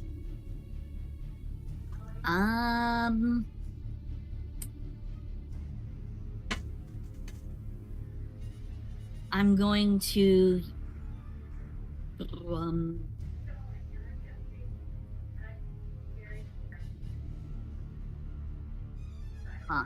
I'll be right back. Let's see. Lemon, have a good stream, my dude. Aye, Logix, appreciate you, bud. Thanks for stopping by. How you doing today? I'm assuming that means you're gonna lurk, but if you do stick around, let me know how you're doing. All right, sorry, continue. I'm going to use Mind Sliver on the bone end. Okay. I have actually no idea what that does. Is that a part of the Modrons? No, that is simply a Mind Sliver is just a cantrip. Just a regular old cantrip. I just never heard of it. What does it do? I don't know if it's new. It's one that I've had access to for a while. It's a enchantment cantrip, does 2d6 psychic damage, and if the bone ent fails an intelligence save, then it subtracts 1d4 from its next save throw before my next turn. That's it. It is an intelligence saving throw. I'm sorry, what? Yeah, it is from Tasha's. Okay. I don't think I had access to Tasha's. I don't think. I have access to it, but I don't know if we did as a group. I don't think we did. All right. So 2D, is that is that an attack roll, a save? What is that? It's a save. It's save of intelligence 16. So just roll the saving throw for the Treant.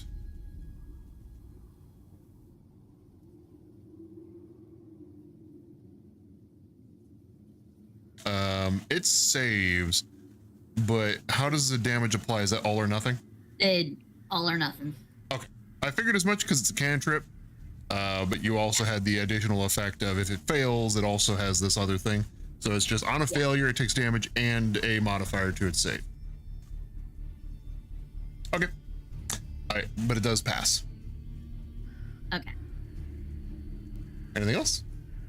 No, that is it. All right. So after that is going to be Echo. So Echo, you see, and I know you were making quesadillas.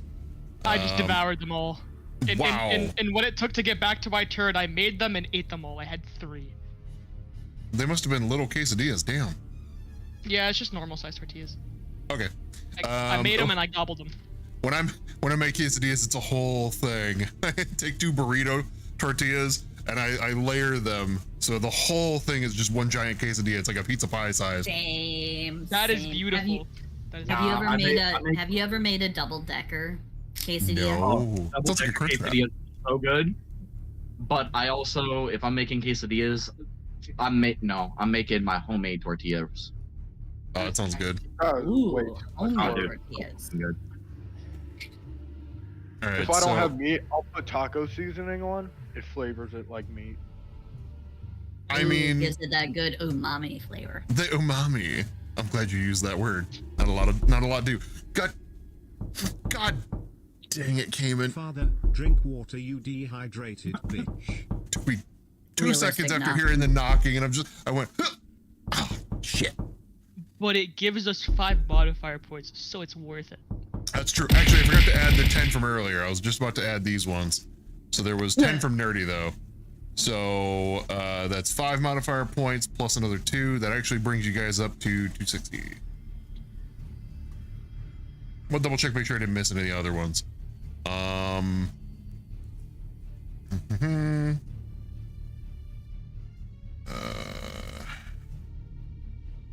don't think I did. Yeah, Nerdy did the 10, and that's all I've seen aside from Cayman's. Okay, cool. And I read that part where it says I'm here, I'm just doing schoolwork. I got you, bud. Hockey docky. Let's do a Echo. So yeah, Echo, you see behind you, obviously you saw the last turn, the Warforged come out of the portal, Jalal got knocked over. Jalal's still prone and does not seem to be moving. And the Warforged is casting, and you kind of notice that it seems to be attacking the same things you are. And also Sentry's also unconscious. When I wake up, I'm nooging something. Hold on. Let me see. Who do I prioritize right now?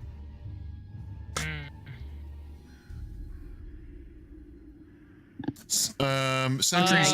You also saw the Whaley ghost turn into a cockroach.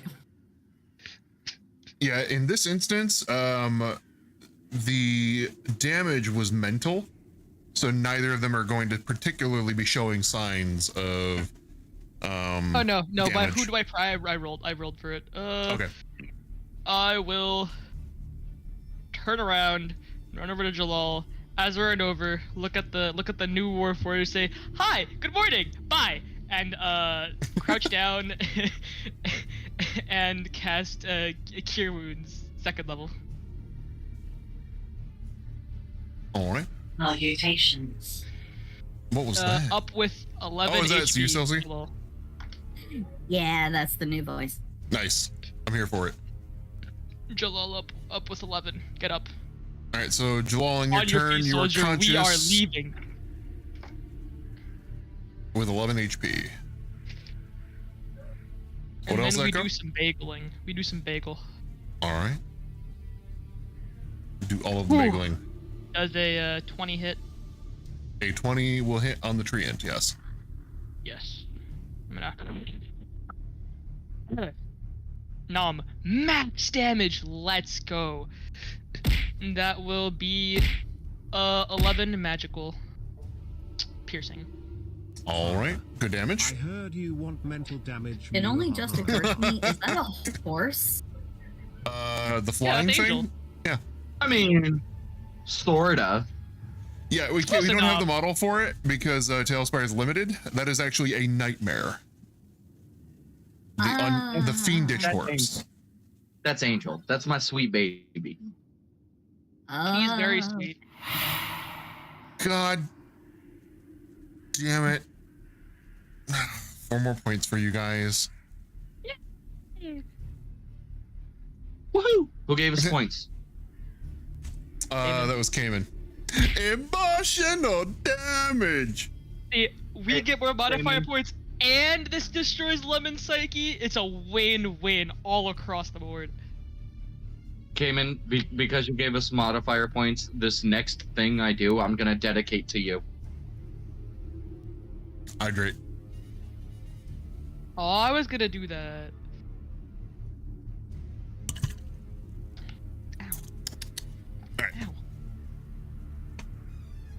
So, Bagel, you did the damage for anything else? Nope, that's it.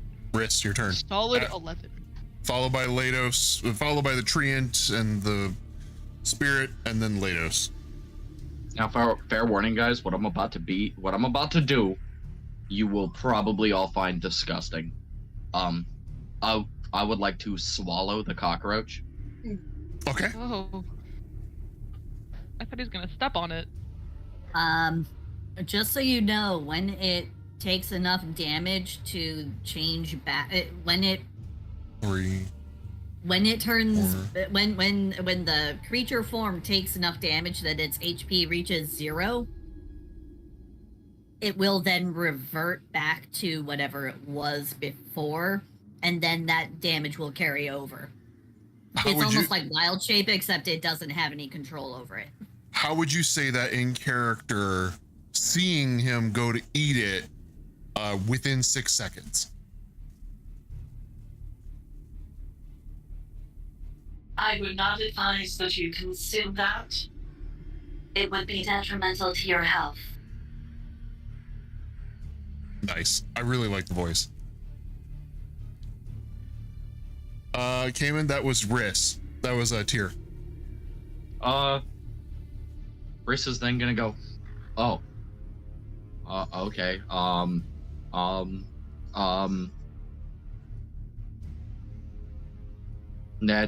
That's interesting. Why is the robot talking to me? Also, where did the robot come from? Well, you know it Portal. came from the portal. Portal. No, like that's Riss's like actual question. Like, where did you come from? Like, no, you came through a portal. That's great and all, but like, where? Okay. The screams. So what do you do on your turn? I'm gonna take one of those empty potion vials that I have and I'm gonna put them back. I think I know what you're getting at. I'm just being FBI opened up. I love right. Cayman. Yes, we all do. We love Cayman. It's fine. I don't need to hear. Let's see. The 50 bits. It's 10 more points for you guys. You've almost recouped what you've spent tonight.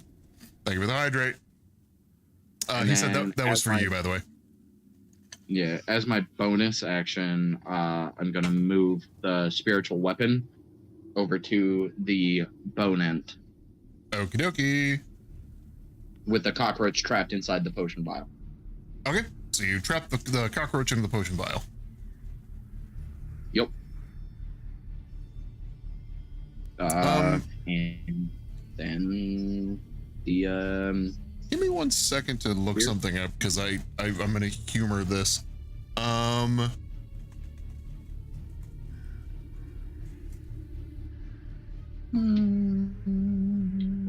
so you're gonna have to roll. I'm looking at something too, because But shiny rabbit actually, so his bow tie is dark green. Ah. Aha. Rabbit is his bow tie turns dark green. All right, roll. I'm gonna have you roll a contested, let's say, acrobatics check. This cock. And we're gonna do a contested acrobatics check because it is small, but it is not immobile and it will likely be moving. all right.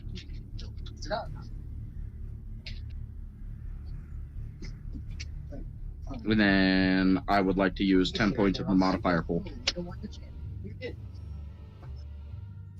So what level? All right, what does that put you at? 25. Okay, yeah, that's more than enough.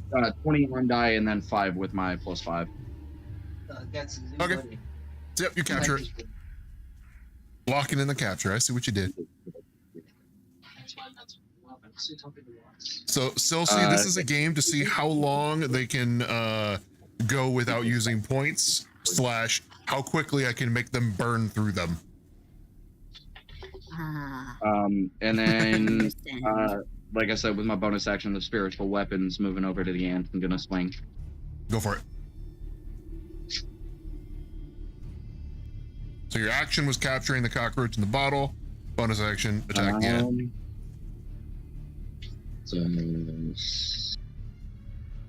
Cayman, is that a challenge? That's a 17 to hit. Yes. 17 will I think it hits. Yes. 17 will hit. Not the best. Nice. It's gonna be 5 force damage. All right, 5 more force damage to the treant. And then I'm gonna action surge. Okay. and then I am running over to the center. Action surge is free, or is it a? It is a free thing. It is no actions. Because it grants an action. Yeah. So I was, for whatever reason, thinking of second wind. That's what it was. That's a bonus. Yes. Second wind is a bonus action. And then once I'm there, I am swinging my axe. All right. Both hands. Oh, Jesus. Both hands. Both hands. Both hands. All right. Dropping the shield. Both hands for the axe. Yep. And in order to do all this, it is actually dropping the shield.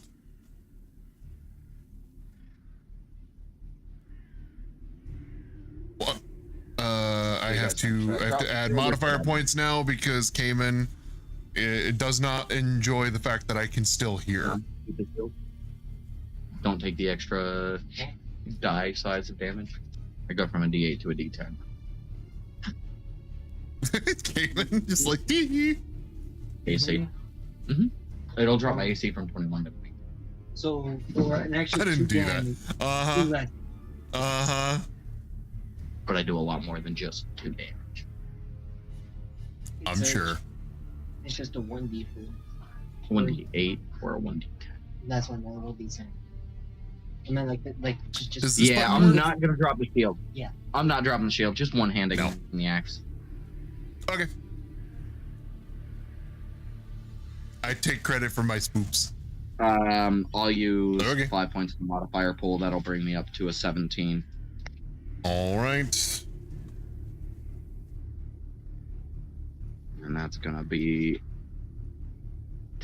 12 points of magical slashing.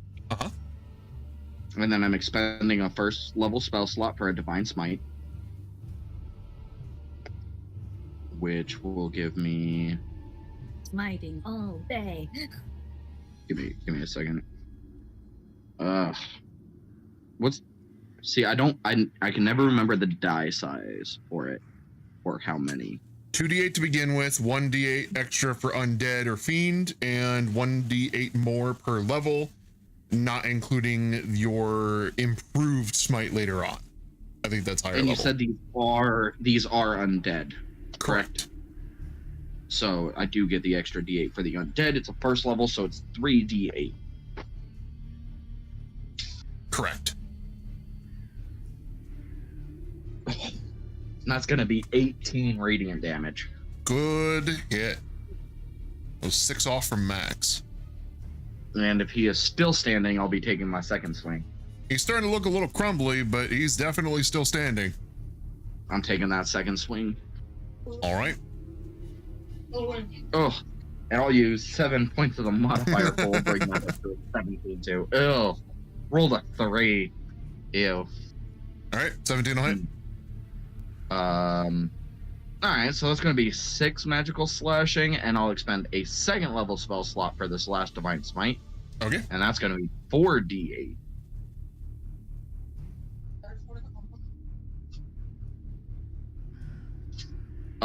For 19 radiant damage. That one was a little bit more average. I mean, I rolled 2 max and then a couple low. That's about right. The last one was much higher because you just rolled high. All right. It is looking very crumbly. All done? Yep, that'll be my turn.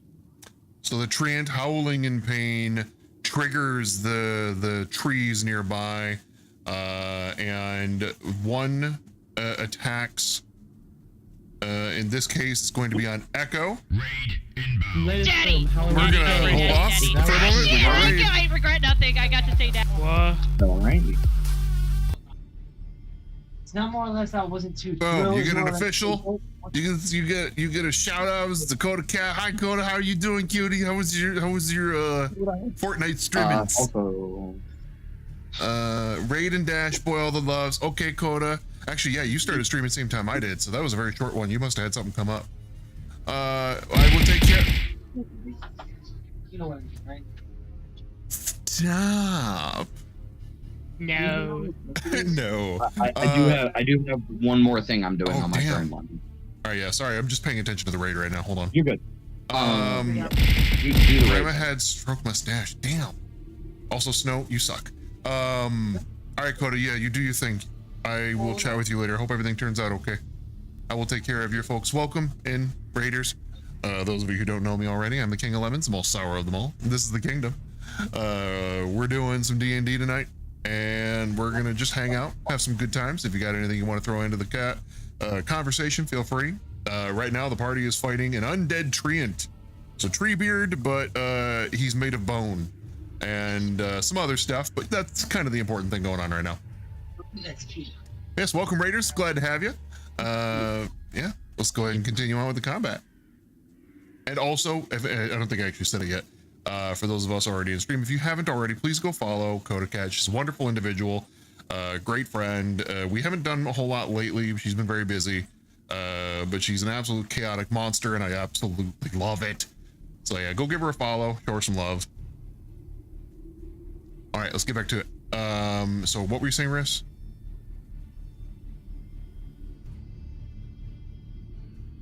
Did you mute? Hey, unwavering mark. Oh, okay.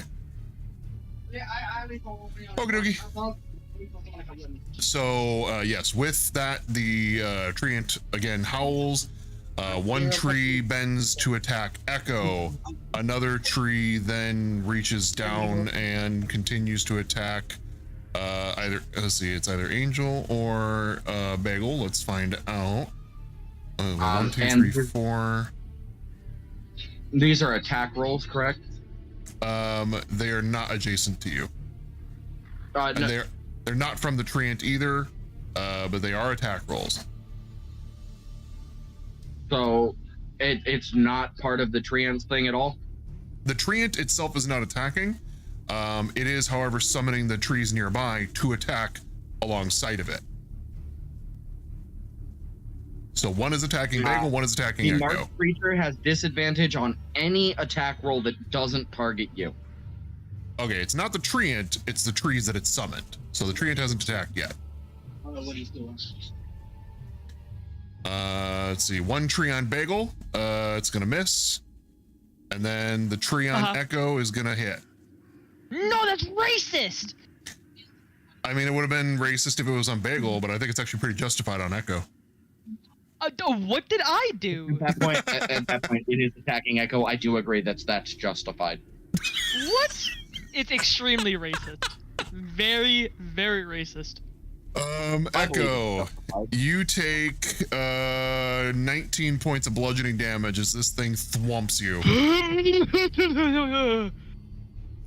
And then let's see. It's Riss, okay, Lemon. I didn't want my health anyway.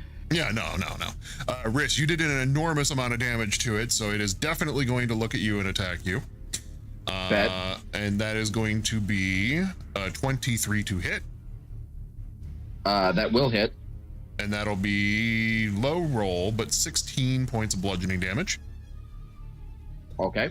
Second attack is going to be not a crit, but just barely. Definitely gonna hit. And that's gonna be another 18 points of bludgeoning damage on you. Okay. And for the polymorph, is there a save on that, or is it simply done until a period of time, or it loses the HP of the polymorph creature? Until it loses HP or I lose concentration. It is a concentration spell. Okay. So then in that case, it is trapped in the bottle, will not do anything. Lados, it is your turn. Yep. Yep. I am gonna use the Wand of Magic Missiles on the treant. Do it. Alright, guess that. And this is the first one. That is 2 damage for the first dart going towards it. Second one is 3 damage. And the third one is 5. So 10. Yep. All right. 10 magical force. Good hit. Anything else? And then my spiritual weapon is going to attack it. So it's, Okay. I got. Here. Yeah. And came in with just the raw Alright. 50 biddies because he felt bad that he wasn't, he was just abusing me tonight. Got it. Exactly how that goes. 17. Go back to abuse. It's funnier. Go back to abuse. It's funnier. Let me see. Do I have, I don't think I have Stream Boss on this. But it is still active in the background, so it is actually knocking Wispy down little by little. Just be aware. It is doing a little bit. Let me switch scenes so you can see it really quick. Yep. See how Wispy's at 4435.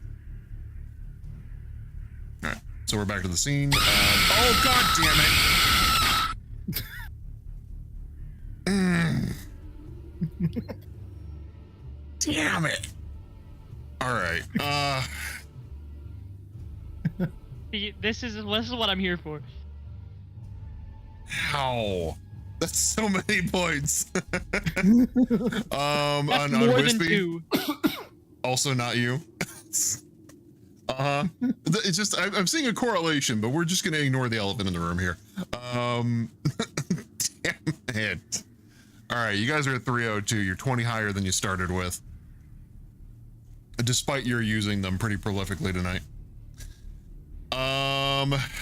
Lados, you did something I couldn't hear. I was dying. 17 from the spiritual weapon to hit on the treant. That'll hit. Okay. All right, here's the damage. Let's go. 9 damage from the spiritual weapon. All right. It looks like it's barely standing. That's gonna be my turn. All right, Sentry. Another death save directly to me, please. Okay. Oh, look at that. Does that do anything? I'm waiting for it to come through on my end. Okay. So let's see. That is your turn. Yep, died it. No. So Earth Elemental is still up front, but taking the dodge action. Nim, not here, taking places Jalal and Silsey. Jalal, your turn. You're conscious, but prone. No, get up. With 11 I HP. healed you.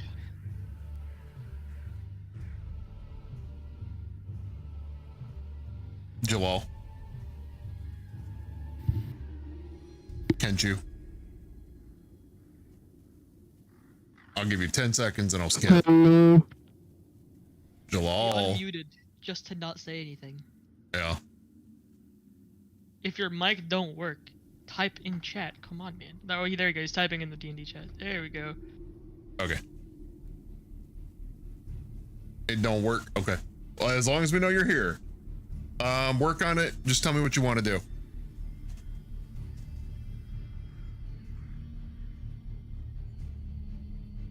Wait, like the Jalal? That's what chat says.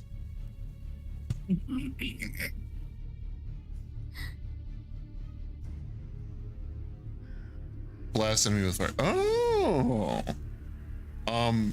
That's a smart idea. Except for the part where we're in a forest. Well, it's a bone forest. Correction, we're in a forest made of bone, and bone is decidedly less flammable than wood. But it's still flammable. I mean, sure, if we're producing 2,000 degrees, but point taken. Not the best idea. I don't think that was the inspiration for the character name, but you could ask Jalal. Probably. Maybe. They just want to know what your inspiration was for the character name, but get to that No, after your again, turn. probably. Probably. I mean, given what was it, Gilgamesh? That was the last one. All right. So the Blasty Blast, how do you want to do that given how this thing is designed? You're gonna blast it with fire. How? As in, like, where do you want to put it? And if you're in you're not in the Tailspire. You can't do it for me.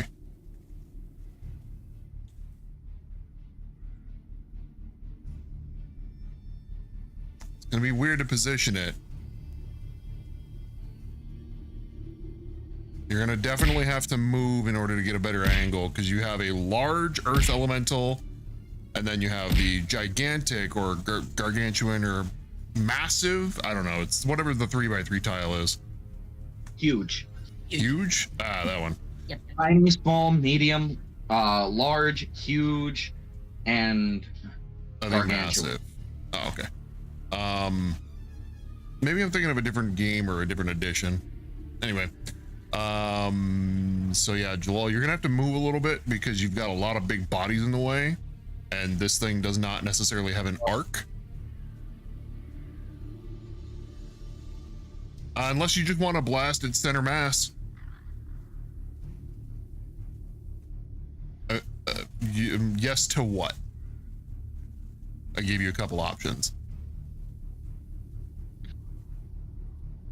Be mindful of the radius. Play it how your character's gonna play it. I'm just reminding you as a out of character.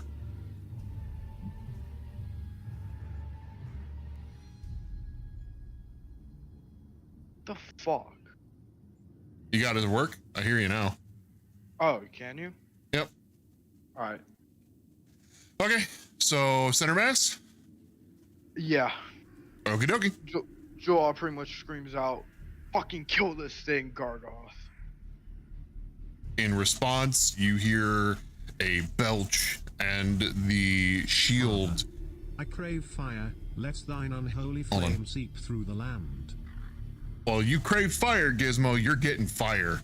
As the shield that Jalal heaves up in front of him, think of it like the devil or demon shield from the Rising of the Shield hero, if you've seen that anime. Very toothy, very menacing looking, has a whole ass demonic face in the front of it, and its mouth opens and it starts to glow, and then it releases a ball of fire as it launches towards the bone end, to the bone treant. And there's going to be some saves involved for kind of everybody in melee range of that thing. So that'll be a dex save for, let's see, Angel's immune, but Bagel, the earth elemental, Lados, who has resistance to fire, and then Riss. But those I will need saves from. So Bagel, Lados, Riss, and then the earth elemental, which is Night Leader's dudes. Just roll me a d20 and I'll put things on there as needed. Hold on, let me see. And And then let me consider if I want. Just a flat d20 for that save. Oh, it's a dex save. I'm gonna I'll take 6 points from the modifier pool. I want to play this safe. Okay. Going for the full 20? Yep, that'll be total 22. I'm gonna try and roll by with an 18. 4 from the modifier pool for me. This is my Bagel. I care about him very much. 4 from the modifier pool, Lados? Yep. Okay. Hiccup. Let's see. Kencho, I gotta find our DMs. Where the heck are they? What's the save on that sucker? Do you know? Otherwise, I gotta find it in the DMs if not. Hydrate. Let me do this. Is a save of 21. Holy Jesus. 21? Dex save. I am so happy I went for the full 20. All right. Yep. So let's see. I'll say DC, the fuck? Yeah, you're gonna have the same reaction with your character because you don't know what's going on. All right. Let's see. Earth Elemental is not immune. So Wouldn't it be flammable?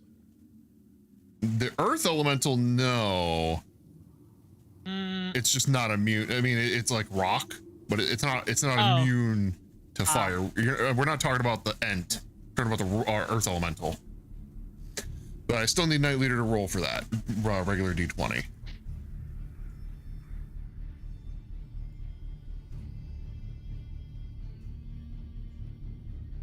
Okay. So the Earth Elemental is gonna fail that one. Roll for the damage, please. Because that is a whole ass fireball. 29. All right, so 29 fire damage. Lados, you rolled 20, which you fail. Riss fails. Bagel passes, so it takes half. Lados, you're resistant, so you take half. Riss, you're gonna take the full 29, or what? Is that what it was? 29? Yeah. So you're gonna take the full 29. Earth Elemental's also gonna take the full 29. But that treant bursts into splinters and ash as this whole huge creature just explodes. Like, this sucker is gone. And now all you have to deal with is a polymorphed dryad who is now a cockroach in a bottle that is very likely on Riss's unconscious. Oh, wait a minute. It was on your person. And it can't go anywhere to dodge, so that is going to break the bottle and automatically fail on that save. However, that is also damage on the Wraith. How much HP? I think it's 3 for a cockroach. For a cockroach, I don't imagine it'd be more than 1. I had a thing up. It might be a custom sheet. I just googled cockroach 5e. Yeah, I mean, I don't imagine it would be more than 1 either, because a person, a whole freaking human would be like 3 HP. Bro has 0.5 HP. What was? Hold on, what? What are you saying, Riss? I'm having somebody go grab the monster manual so I can look up the cockroach and see what its HP is for you. Yeah, it's only gonna make a difference of maybe 1 or 2 HP. It really does not have a lot, so I'm not too worried about it. It is going to revert. However, it is also going to spill into its normal HP pool, so it's going to reduce it by a significant number.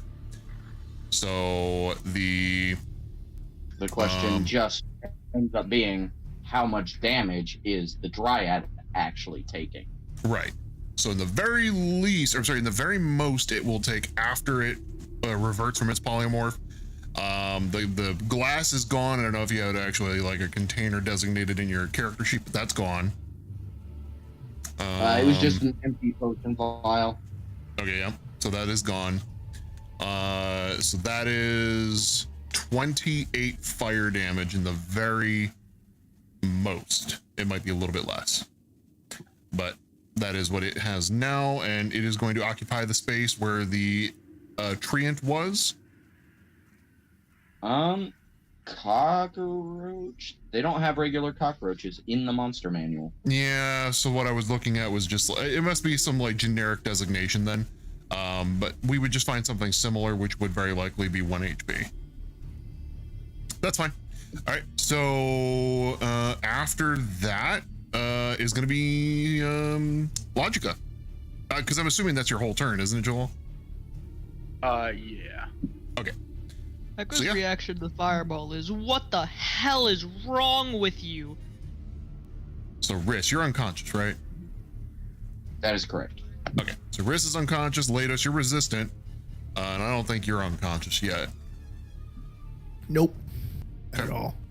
Night Leader, you're in charge of the Elemental. The Elemental has 126 HP and it just lost 29. Hydrate. What's my turn? Not yet. I was just pointing out the Elemental. 97 HP left. Not bad. All right. Wait, am I up? No. No. Not that I know of. So yeah, it's Logica's turn.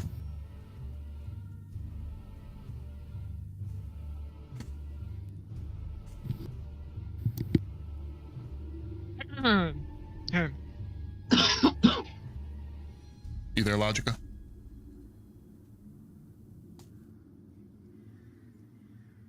I'm gonna take that as a no. You have like 10 seconds and then we'll skip. 10, 9, 8, 7, 6, 5, 4. There we go. Hello. Oh, there we go. I heard you talk. Hello? I heard We know you're there. Logica.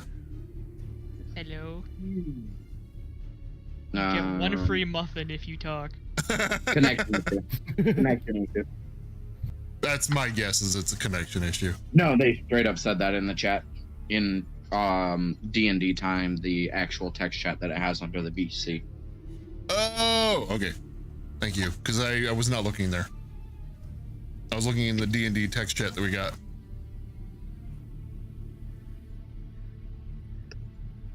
Yep.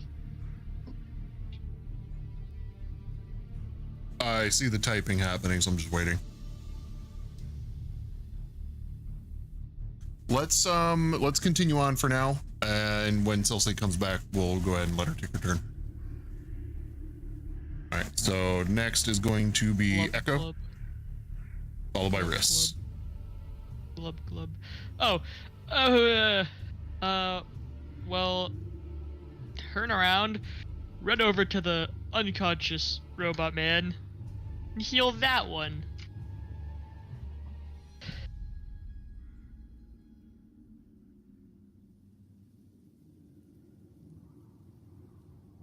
Three. Right. And who were you healing? 3. Sentry. Okay. 2. So much health. So much health. Such 3. wow. I have my stroke of bad luck where the die appears on screen and instead of rolling, just flies and lands on the lowest number. I hate that. Logica said, "Give me a sec." Okay. Well, I mean, Logica is going to be able to take their turn. I'm just kind of going forward and letting you guys do your thing. Back to Bagel. Are you back? Okay.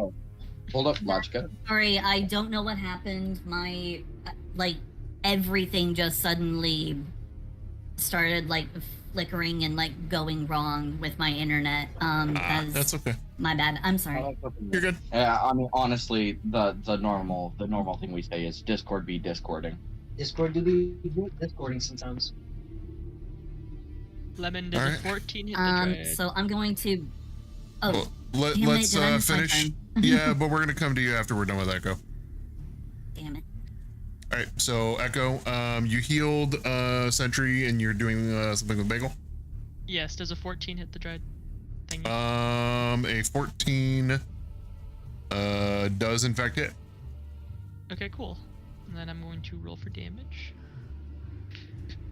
That'll be 9 magical piercing. All right, good hit. And that's my turn. All right, now Logica, you may take your turn. Okay, I'm going to look at the unfortunate situation that the threat that I contained has been released. And I'm going to... I don't really have a clear view of it, do I? Usually, I don't have a clear line of sight on the spirit, do I? You do. So you can see past teammates. We're not doing hardcore, if somebody is in between, they are counted as obscured kind of thing. You can shoot through friendlies, move through friendlies. If I were to cast a spell, I would risk hitting whoever is right there, right? No. So, well, yes and no. So here's how, again, here's how targeting works in terms of people being in the way. Because combat is the way it is, having to nerf ranged characters by making them move constantly to make sure that they had a perfect line of sight. That's just D&D 5e never did that. So it's, you can shoot through teammates just fine. However, in the event where, let's say you roll a nat 1 and you're doing a ranged attack, dealer's choice on that one for the DM. And we have had them fizzle out, we've had them backfire, and we've had them hit a teammate. So it's not a guarantee on what they're gonna do, but it just don't roll a nat 1 and you're fine. Okay. How is it looking? Does it look like it's in? Does it look like it's like? It's kinda wispy. having a rough time. Yeah, it's looking a little wispy at the moment. I'm going to cast Chromatic Orb at 2nd level. Sounds good. For a 19. 19 will hit. Okay. And I'm going for lightning damage. All right. So 22 lightning damage. All right. That is just enough to disperse the spirit as you do away with it. It howls, but in its death throes, so to speak. And that is, we will say, the end of combat.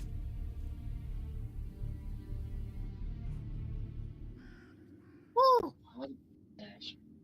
Combat's over already. Combat is over. Well, already. What about it took, the guy that took a while, but unconscious teammate from who got adjacent fireball? What do we do about that guy? we are still in initiative until everybody is no longer bleeding out.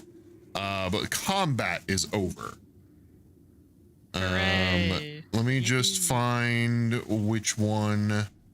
Not Magical Forest. That's not the right one. We're gonna do.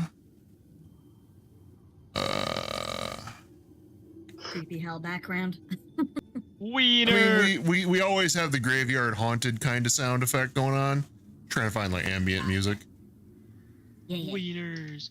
That's good enough for now. If it becomes weird, I'll change it. All right. So, in terms of initiative order, it is now Riss's turn, who is unconscious still. Roll me a death saving throw directly to me. And then after that, we will go to Lados. I ended that combat real quick. Yes, sir. All right, Lados, it is your turn. All right, I am casting Spare the Dying on Riss. All right, so stabilizing him. Then, yep, stabilizing Riss, and then I'm gonna cure him. 3 cure wounds. That's gonna be 20 heal. I know you probably just do it for flavor, but you actually don't need to do Spare the Dying if you're going to heal him. Was that 20? 20. Yes. Lados is in fact a cleric. Thank you. Thank you. You're welcome. All right. Hey, we got heals in this group. No way, Tyr just learned that we have a cleric in the party. I know, right? Did Lados take any damage? A little bit. He was adjacent to the fireball. Yeah. I mean, Lados is gonna get healed for however much is needed.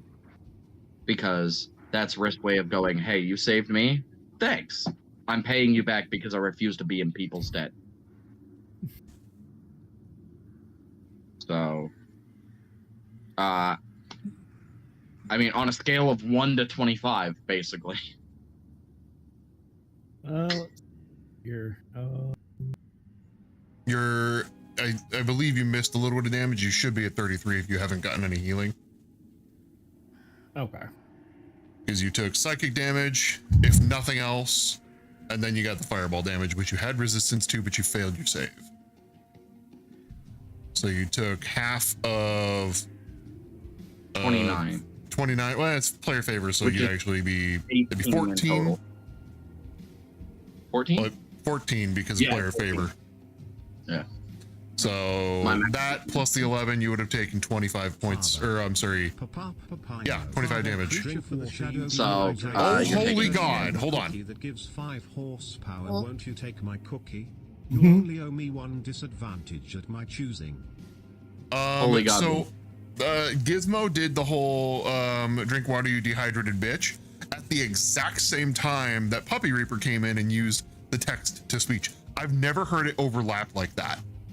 That was like stimulating, overly so.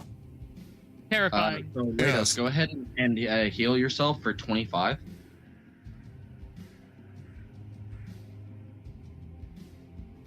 Okay, so I had 33, right? Lemon.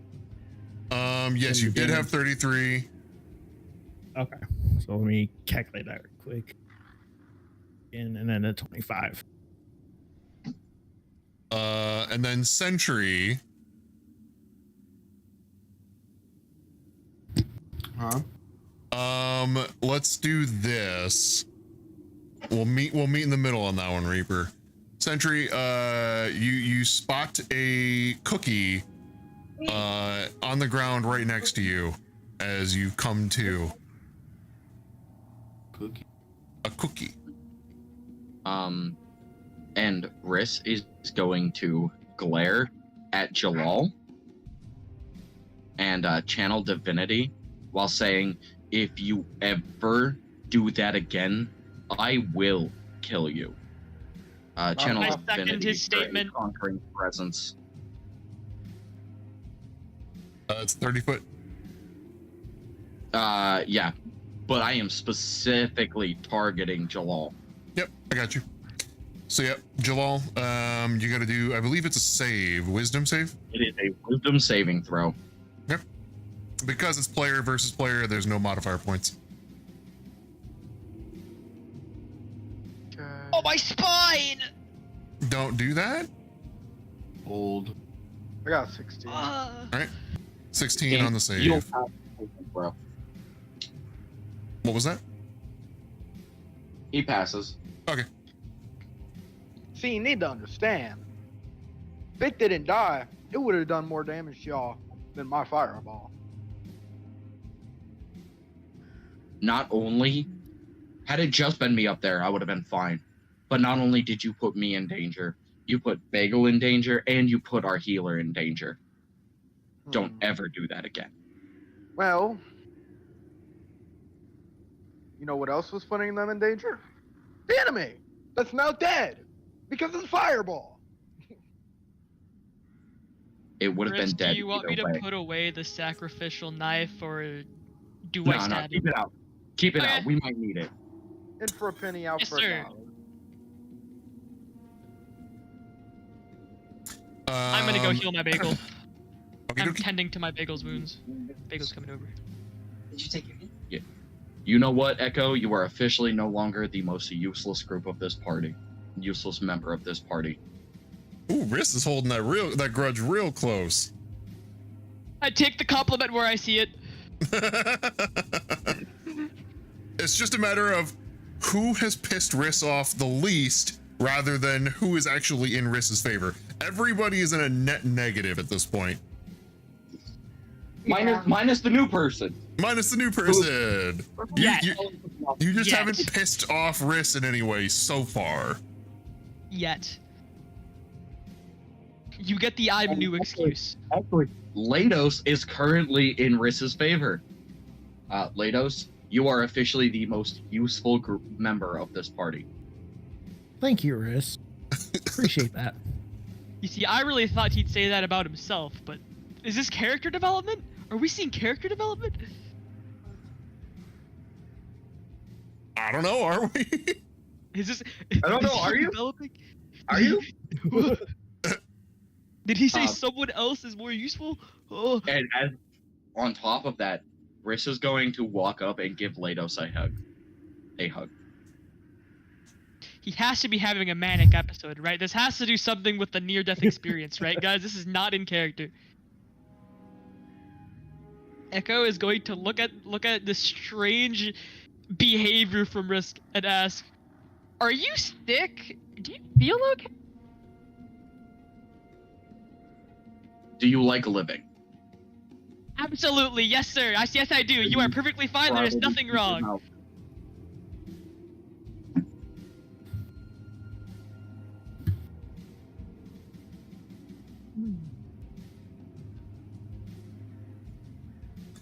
All right, so let's do this. And I know you just got back from ads, pup.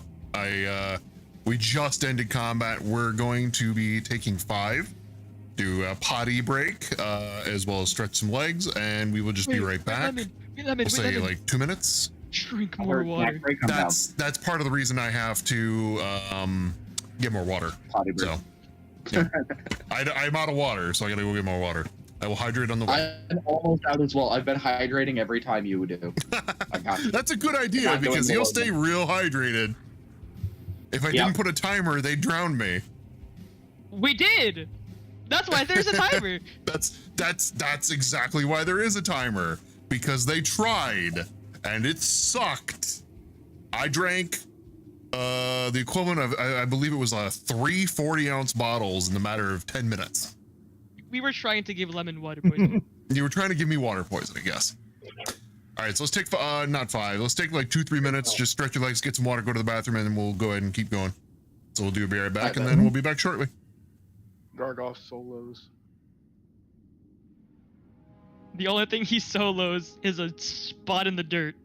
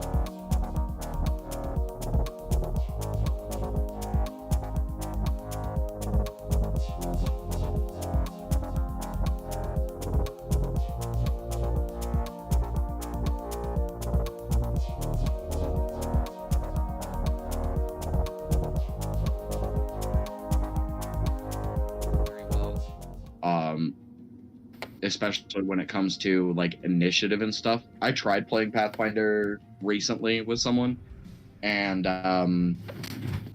as a rogue, I attacked outside of combat, and then we rolled initiative, and I rolled highest initiative, and I didn't get my turn. So, you know, that's kind of like, I'm like, that's not what I wasted it wasted essentially a surprise round. Yeah.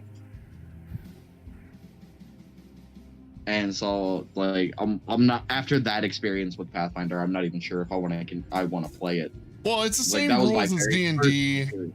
in the effect of rule a cool, or you can house rule it. So, I mean, you could always just run a table or find somebody who is in agreement of, if you get a surprise round, you can also take your top initiative. Like, I don't see why they removed that from you. That doesn't seem to... Having played 5e, that doesn't make sense to me. Thing is attack in surprise. Right, and the fact that you just rolled high in initiative doesn't really mean anything. You already got a surprise round. I agree with you. We'll just go with that. Yeah, that kind of ruined my experience with Pathfinder. That was my first time ever playing Pathfinder, and it was just like, oh.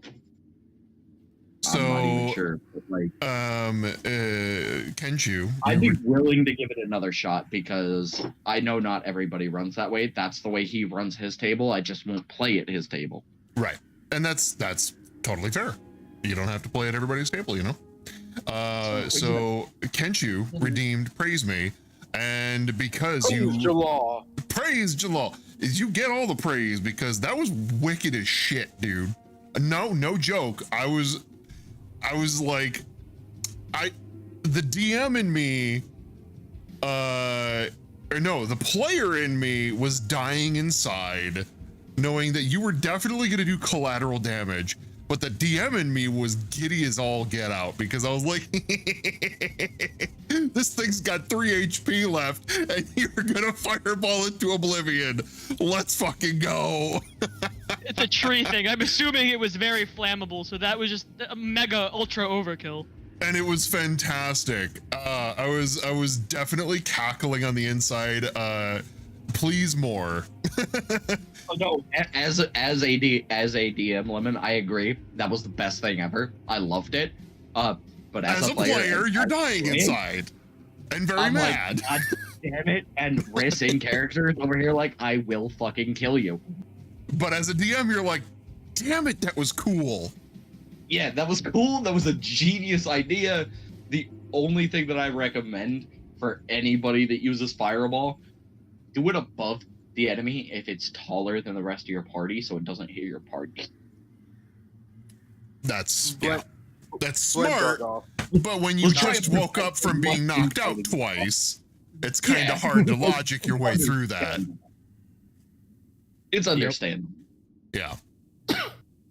So it's like, he was gone last session, so he wakes up and then immediately gets downed. So he's like really just up again and is like, no, I'm done with this. Well, like, oh damn it!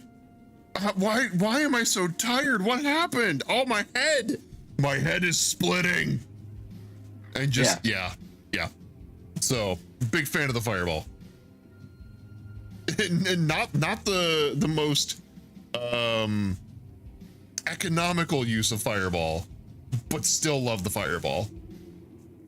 Hey, roll a cool. That was badass. Agreed. All right, so now that your party is settled a little bit, and by the way, Sentry, did you eat the cookie, by the way? Huh? Did you eat the cookie? What cookie? Yeah, you found a cookie. How is a warforged gonna eat a cookie? I mean, they have mouths. Shove it into his face. It just shoves it into his face and just crumbles. Mmm, tasty. Do you eat the cookie? I don't know. Yeah. Cookie. You eat the cookie? Okay, you gain 5 HP. Alright, cool. You recover. Shoves the cookie into his face and he gains life. It doesn't matter if you ingest it, it's magical, therefore 5 HP. You have 5 HP. On top of what you already had. So. Temporary hit points or healing? Healing. 8 health. All right, so let's get to okay. So in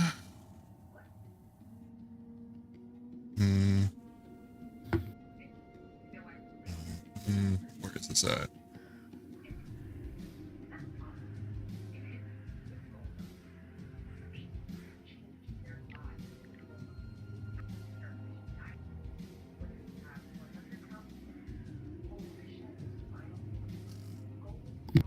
I was just reading this little bit right here. So you see how the picture, I'll expand it in the middle. So if you look at stream, you can see the picture of the treant, and you see how it's got like some corpses in it. And there seems to be like a half decomposed corpse up in there with some armor on it. Yeah. So when the tree exploded, amongst the debris, you find what looks to be a small humanoid, maybe like the size of a halfling or a gnome. So there's a halfling or / gnome skeleton that was previously lodged into the tree. It was kept somewhat intact because of the armor that it wore. However, it is more amongst the debris than it was previously. There's a little bit of it here, a little bit of it there, kind of thing. Yeah.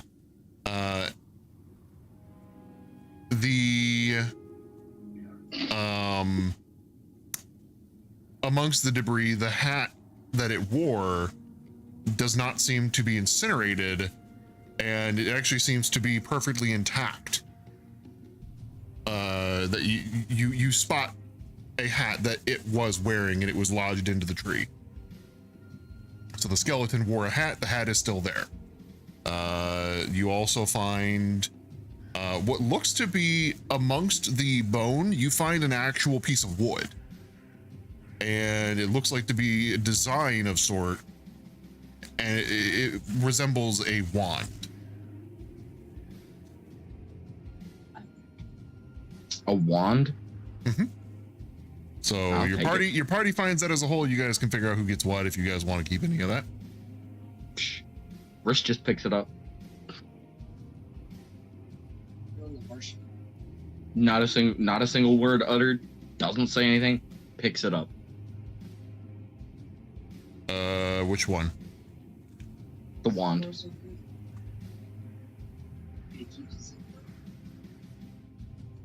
Okay. And who, if anyone, is taking the hat? Also hydrate. I want a hat. I like hats. No, I'm getting a hat. No, I want a hat. No, I want a hat. No, I want a hat.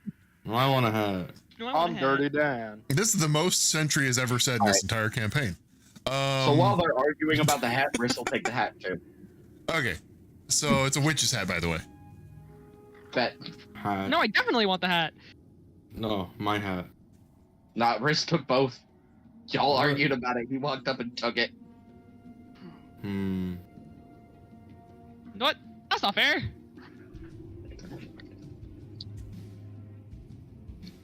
You know what that sounds like? A whole lot of not my problem. A lot of not my problem. Mm-hmm. Now the entire party fights for it. Yes. Also, Crossy, welcome in. How are you? So, I nat 20 pickpocket the hat. It's my hat now. I just rolled a nat 20 sleight of hand. I'm taking the hat. It's mine. I don't think it's considered pickpocketing if you're taking a hat off of someone's head. So let's Nat 20 sleight of hand. hold on. He does get the ability to contest. He can get a nat 20 on a perception, I guess. I don't know. Give it a shot. His max on perception is lower than my nat 20. Nat 1. Not one. My hat now. I'm sorry, Crossy. I'll get to you in a second. I'm just reveling in the fact that we had a player who rolled a nat 20 to steal, and the one to perceive rolled a nat 1.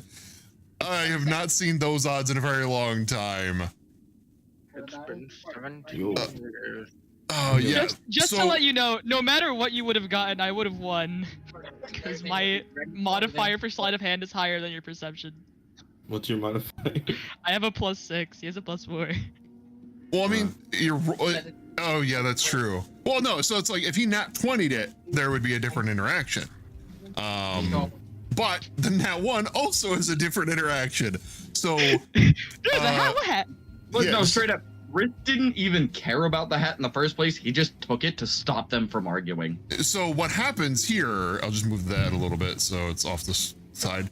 I'm gonna try to pickpocket those threes. No. Hold on. Let me do this. No, So I failed. oh my god, you guys are funny. So I love this so much. So you see, Riss goes, picks up hat. Echo was arguing with Sentry about the hat. Riss grabs hat. Echo takes notice that Riss has the hat, goes over to Riss. Riss turns around with hat in both hands. He's just kind of holding it out like he just picked it up. He's looking at Echo. You guys make eye contact, and Echo just slowly grabs the hat out of Riss's hands, puts it on Echo's head, and walks away. And Riss had a brain fart and forgot what happened. And nor does he doesn't care. Clearly it wasn't important enough for him to remember. He doesn't care. So yeah, your sleight of hand involved you just straight up making eye contact and taking it out of his hands. Oh, that was great. Best sleight of hand I've seen in a very long time. Who needs sleight of hand when you could just... This is mine now. Thank you very much. Goodbye. He straight up could have walked up to Riss and said, "Hey, can I have the hat?" And he would have given it to you. So when Riss, you were saying that sounds like a whole lot of not my problem, chat Crossy goes, sounds like an issue, not an is me. That's love a it. good one. That's a good one. I like that one. Just damn. Yeah, just didn't see shit. I have a All hat right. now. You have a hat now. It's just a normal hat, right? What type of hat is it? Roll me a insight. Also, that is fantastic art, Celsi. I love that. 17. You would discern that this hat survived a fireball. That is not normal. Oh, does it look cool? It looks like a witch's hat. So, however you would imagine, A and not charred just witch's hat. not That's just cool. It's not even charred. It's perfectly fine. Oh. It is a perfectly intact witch's hat, and it looks more akin to the anime style one where they're just overly large. It is a comically large witch's hat. Put the hat on Slobber Chop. Echo will undo the bun in her hair and just plop the hat on. This is perfect. It's what I needed all my life. And just Not gonna continue lie. mumbling to herself.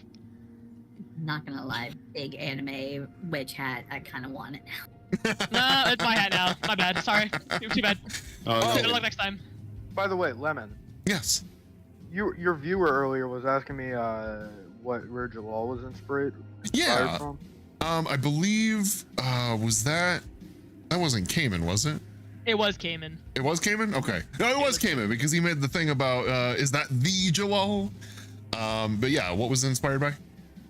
Okay, so there's a game where they have a Jalal character, but they renamed it to Jelly because for copyright purposes.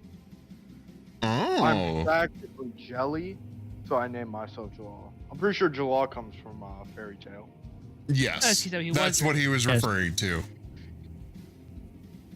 Okay, so I like how you came with that name. Actually, it sounds like it's got a literal tie-in to your character in a way. Hat. So with that, combat ceases. You find your goods. Well, I gotta write in my find- notes that I have a cool witch hat. You find a cool witch hat. You find what looks to be a wand. Again, you don't know what they are. You need to identify them.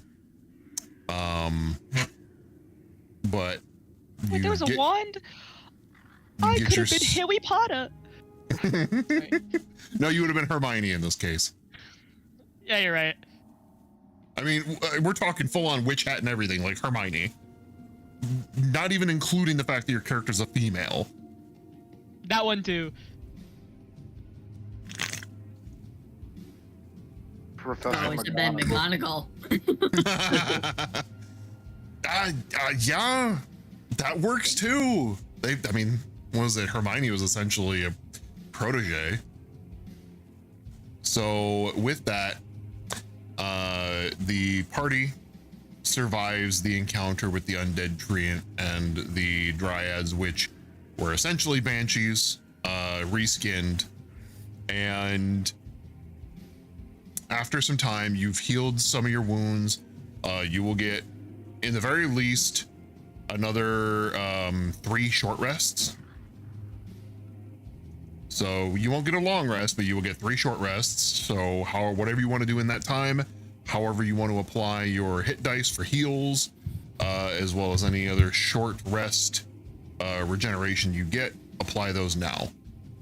So as the time goes on, eventually Red Ruth walks through a portal back into her hovel, sees the destruction outside of it, looks to your group, quizzically, given that there is now different members to a degree, but nonetheless nods without even saying anything, just nods approvingly after taking in the scene, and then eventually acknowledges the party with a, that one's been bothering me for a few weeks now. Thank you. I appreciate your assistance. I had a feeling he would do something when I took my leave.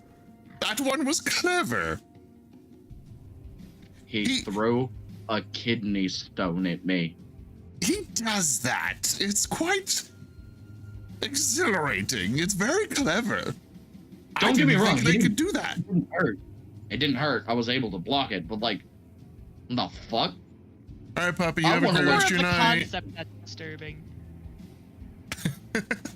Kidney stones. Kidney stones thrown. So with that, Red Ruth, honoring the deal, gives you the information that you seek. Okay. I'm reading through what that is. I'm sorry. Hold on. I'm about to pull up my notes. Good. I'm gonna note this down. So just give me like 30 seconds.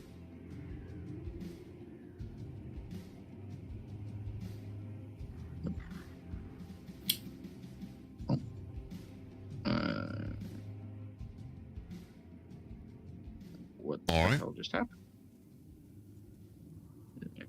Yeah, there we go. So with that, she gives you the information you seek. So what you need to do to free your friend from the pact with Zariel is you need to have them drink the blood of a Titan. Now, there aren't a whole lot in Avernus, but there is one I know of who may be willing to help. He's not what he used to be, but Uldrak. Out of character, that is Uldrak. Uldrak may be willing to assist you, but is not all there anymore. If you can find a way to get Titan's blood without him, knock yourself out, but that is what you need to do. And when she acknowledges this, she requests the map.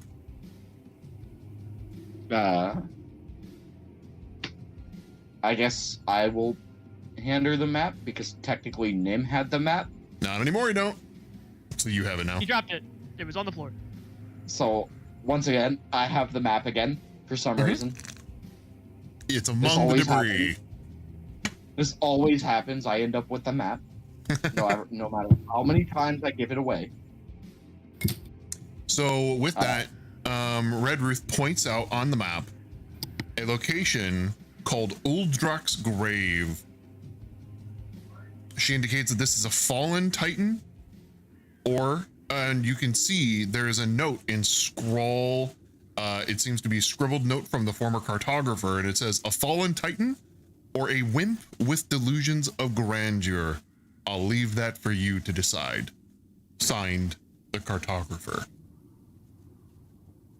Wonderful. So now we have to go talk to a mentally unstable titan. That's sure to go perfectly well with no misfortune in any shape, way, or form. Yeah, we're definitely not gonna possibly start a fight with this guy and die. Yeah, Titan is a lesser god, so yeah. That should be interesting to see how you guys go through that. If we make him bleed, we take it and run. But yeah, How do we collect blood though? Scoop him with a vial. So with that, you see Red Ruth going through the debris and picking up some of the bones from the treant, as well as the remaining ectoplasm from the ghosts that you had dispersed. And you see her go to start brewing a potion to something to that effect. You see her look to you all and say, "You've gotten what you've come for. Now you may leave. Or if you're looking for some goods, I do have a menu." And she points to the goods menu that you saw when you came in, which reads, yes, it reads goods, and they're listing potion of common or uncommon origin, 1 soul coin. Rare potions, 2 soul coins. And a spell of commune, 3 soul coins. Now you may look up what those do, and you may utilize them prior to leaving. If we want to retcon that, we most certainly can. However, at this point, your party does. Before leaving, I'm gonna ask her something. It'd be great. Would you mind terribly if we took a while to lick our wounds in your grove? Well, you've done me a wonderful favor. You may stay as long as you need to. But don't overstay your welcome. You may rest and heal as needed. The longer you stay, the more likely you'll buy. So my, you may stay. Nap time. Yeah. Hospitality is much appreciated. Thank you. She nods and goes back to potion brew. Okay.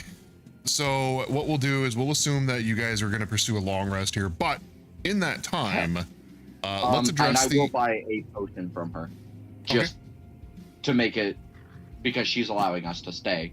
I'm not going to take advantage of that as well. Okay. So that is 1 soul coin. Yep. Then that will be my last soul coin. I'm going to do a DM Mordecai and see if he had the bag of holding. He did. I have a bag of holding. I don't know if it's the bag of holding. I'm gonna we double. Have 2. We have 2 bags of holding.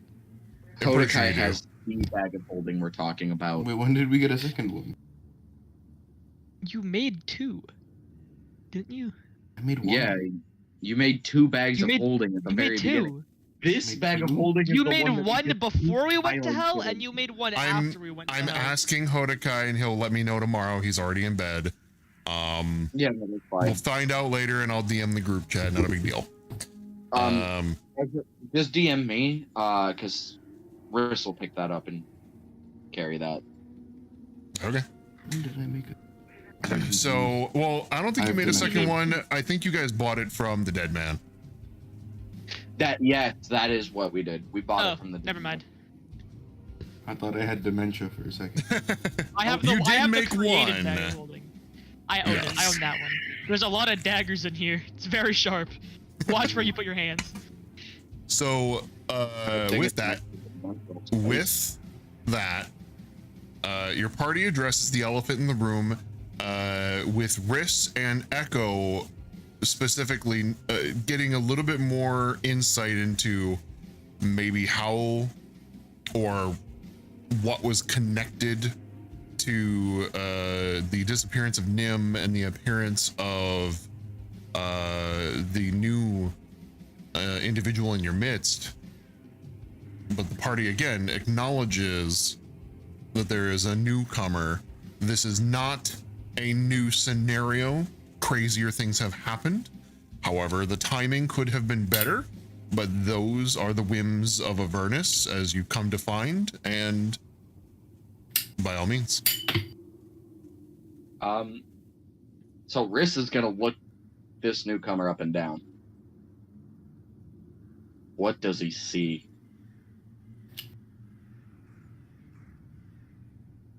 What you see is an 8-foot tall, Warforged, platinum white gold trim and body, large, billowing, plated, a metal plate covered dress. Slowly, can I stop you for 2 seconds? Yes. I know you're describing out of character, so would you mind turning the voice changer off until you go into character? Apologies. You are looking at an 8-foot tall, platinum white gold, trimmed, Warforged. Actually, I could post the art in the Discord for people to see, so then you can maybe get a better idea of what I'm describing, because that's what I was working on while I was waiting to be introduced. So it's in the artist lane in the castle, so y'all can take a look at that. And you can post that in the D&D text chat as well, so that it's more for this group, where it doesn't get lost as much in the art group. Apologies. You're fine. It can go both places. There we go. So yeah, that is what you guys see. Just a towering metallic female figure. Very large billowing dress covered in metal plates. The frills are like an interwoven metal fiber. And and they don't seem to have eyes, but they do have one single blue glowing aperture in the faceplate that may possibly be some kind of optical sensor of some sort. Now, is the dress also plate? The yellow parts are. Okay. But the much lighter part is the woven metal fiber. So basically 100% metal, but some parts are just hard plated and whatnot. So a very elegant take on a Warforged. Yep. And very, very tall. Plus constantly just about, like, just barely even a centimeter floating above the ground. Can I steal the gold? Oh my god. Echo is going to... It is most definitely attached to the body. It's not going anywhere. Riss is then going to huff at the newcomer. Oh. Just don't be useless. Echo is going to ask, not to be rude or anything. This is Riss. Please be mentally stable. Are you? Please say yes. In order of succession of your questions, I assure you I will not be useless. I was, after all, the one who transformed one of the enemies into a less threatening form.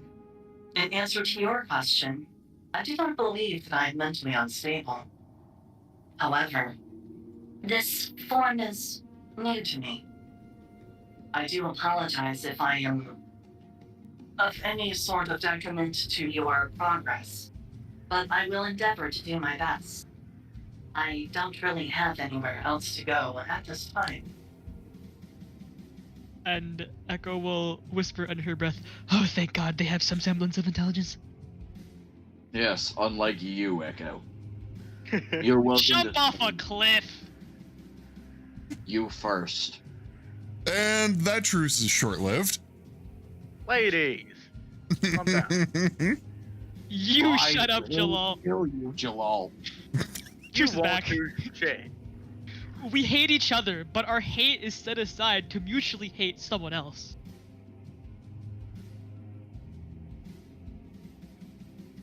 Oh yeah, I was gonna say that fireball did hit Bagel. Echo's probably did hit not too Bagel. happy. No. And Sentry's just like, what happened? Because I think Sentry was unconscious. No, he was awake at 3. I don't know, no, he was unconscious. No, he was unconscious. He was unconscious. He was unconscious, yeah. What was that He was logic? taking a nice nap. Do you get the impression that there appears to be some No, because you had just healed Sentry. conflicts? We Well, did Echo get had- 3 short rests. Echo right? had just healed Sentry for 3 points.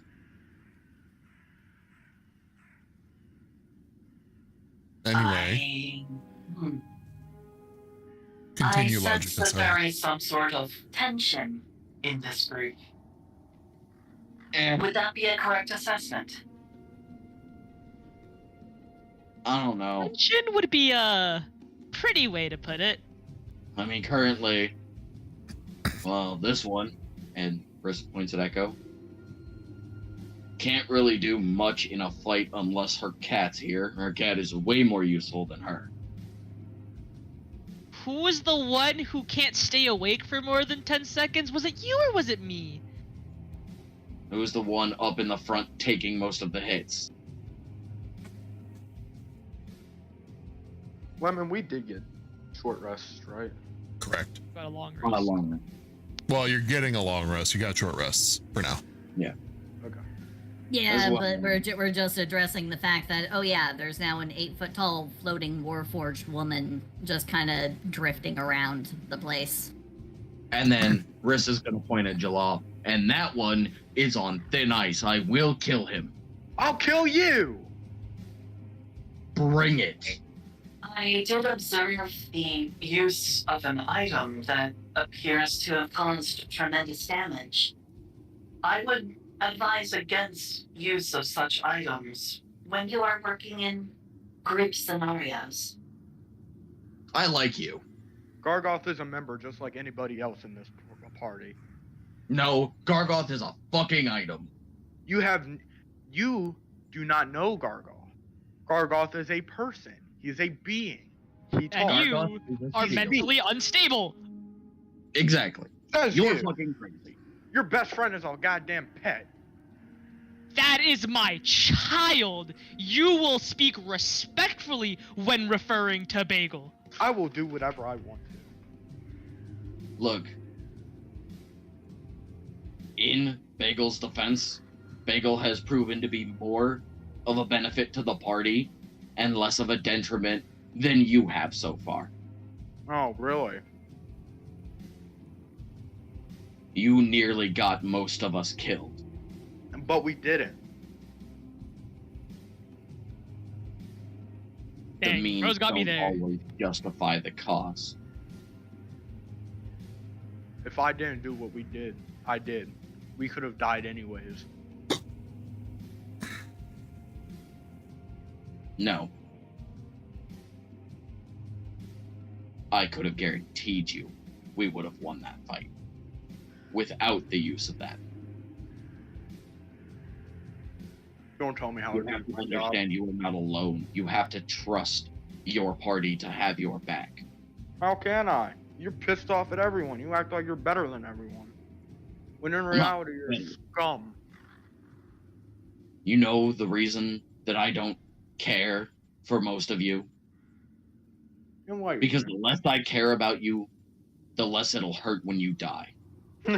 funny Just like for the you less to you say. care about me, the less it'll hurt when I Fine, die. drink water, you dehydrated bitch. Is that why we argue so much?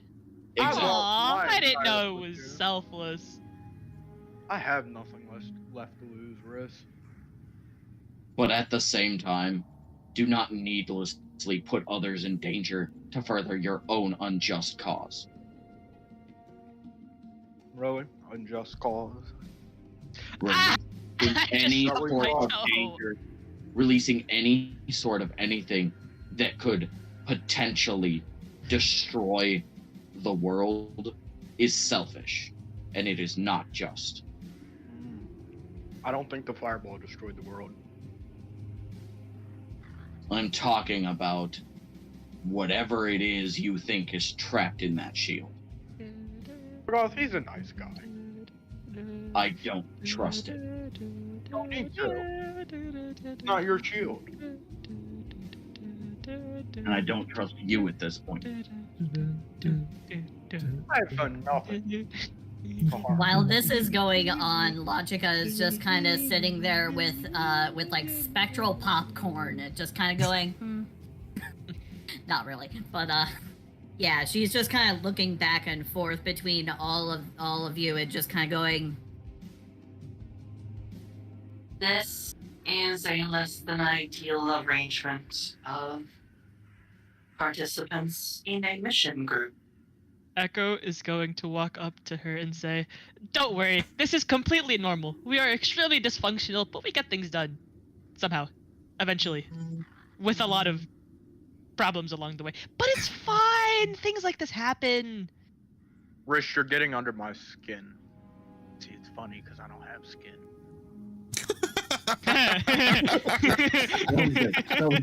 Please tell me you say that in character.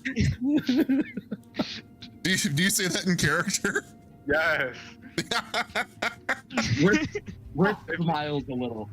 and If goes, you're, you know, if you've ever seen One Piece, you would know that Brook is always making jokes like, "My brain hurts, but I'm a skeleton. I'll have a brain," or stuff like that.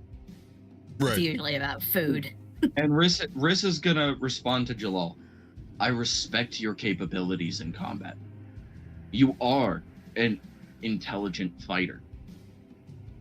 But you can't be putting your party in danger.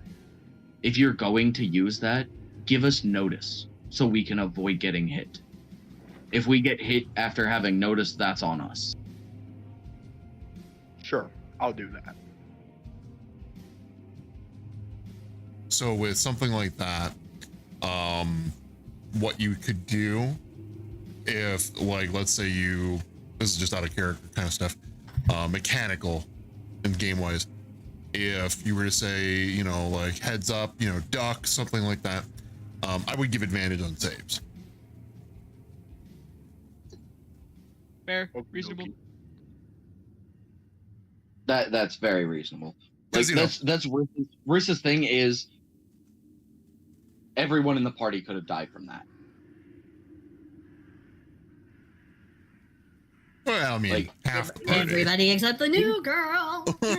Yeah, just you Okay, arrive, like- and now everyone dies, and you're the only one left, like holding the bag, like, I was there Well, damn, too. what I was busy happened? healing everyone. I was bringing everyone back up. See, I Rish, walked out of range to go heal people, and then the guy I picked up ended up blasting a fireball. Rish, I'd like to explain something to you too. This shield is not just an item. This shield has the conscience of a person named Gargoth. Gargoth. Out of character, I know that. But in character, Riss doesn't know that. He doesn't understand Well, that. Yeah, no, he's that's explaining it in explaining. character. Oh, okay. I thought he was saying out of character. No, go ahead. Yeah. This shield has the conscience of a being. His name is Gargoth. Me and Gargoth, a very long time ago, made a deal where I would help free him, and in return, I get flashy abilities. Flashy abilities that have saved us countless times when we were fighting with the flying bats, when we were fighting that other thingy. Ah, yes, that other thingy. No, I understand where you're coming from, and I do see the benefits of having it. I do see that.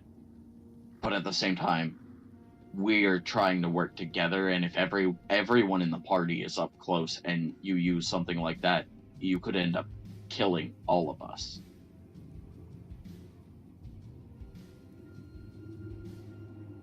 And then that would leave you to fight by yourself.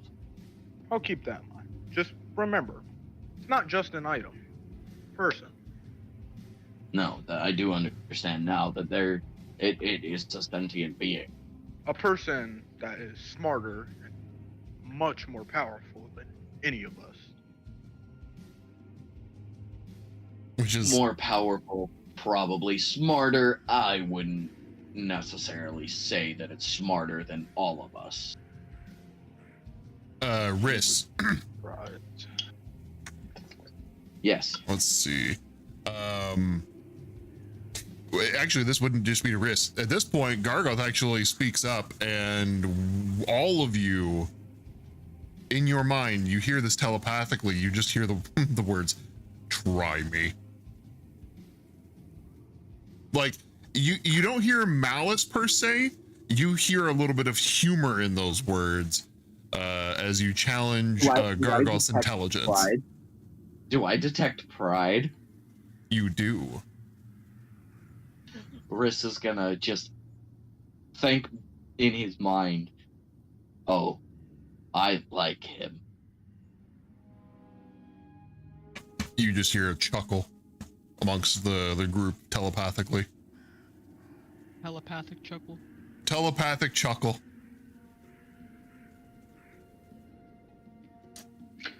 Lemon,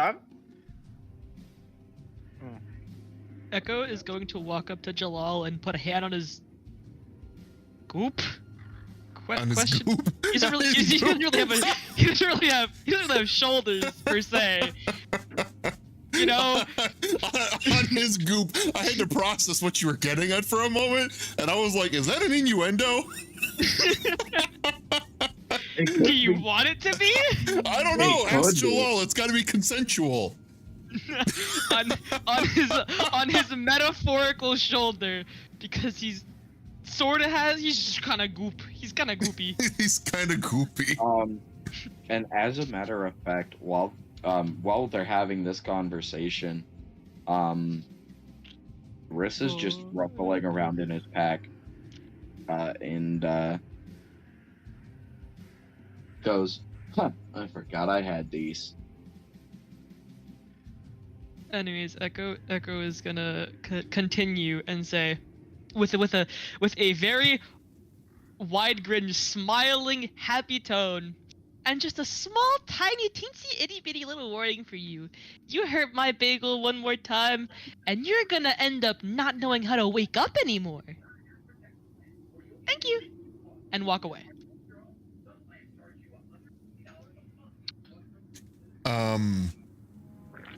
Then that was directed at Jalal, I imagine. Yes. Okay. And then is going to give something to the new person. Okay. I will tell the new person and you what it is, Lemon. But he's doing it on the down low. Okay, if you want to just DM it to me, you can. That's exactly what I'm doing. Okay. When that's happening, I ask Gargoth if he can read our minds.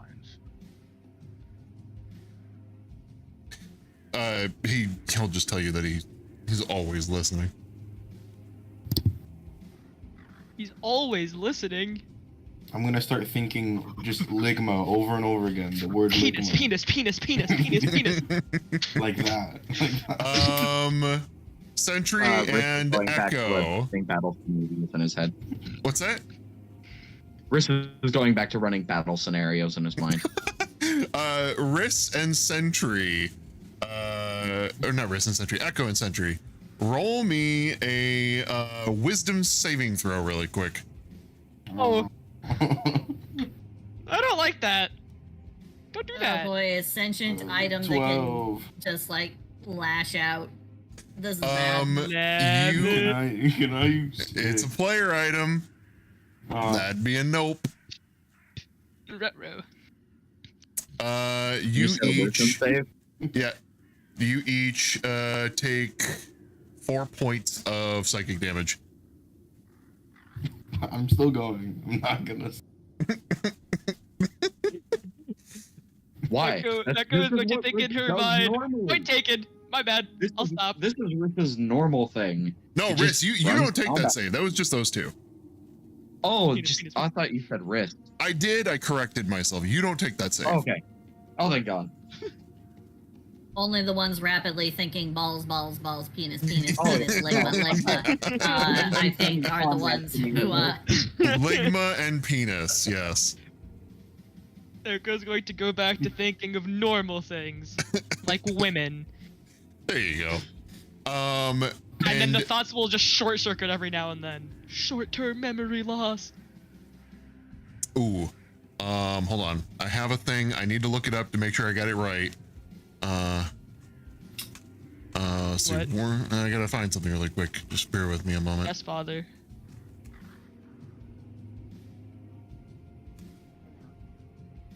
Hold on, guys. I'm gonna go make more quesadillas and gobble them up in like 2 minutes.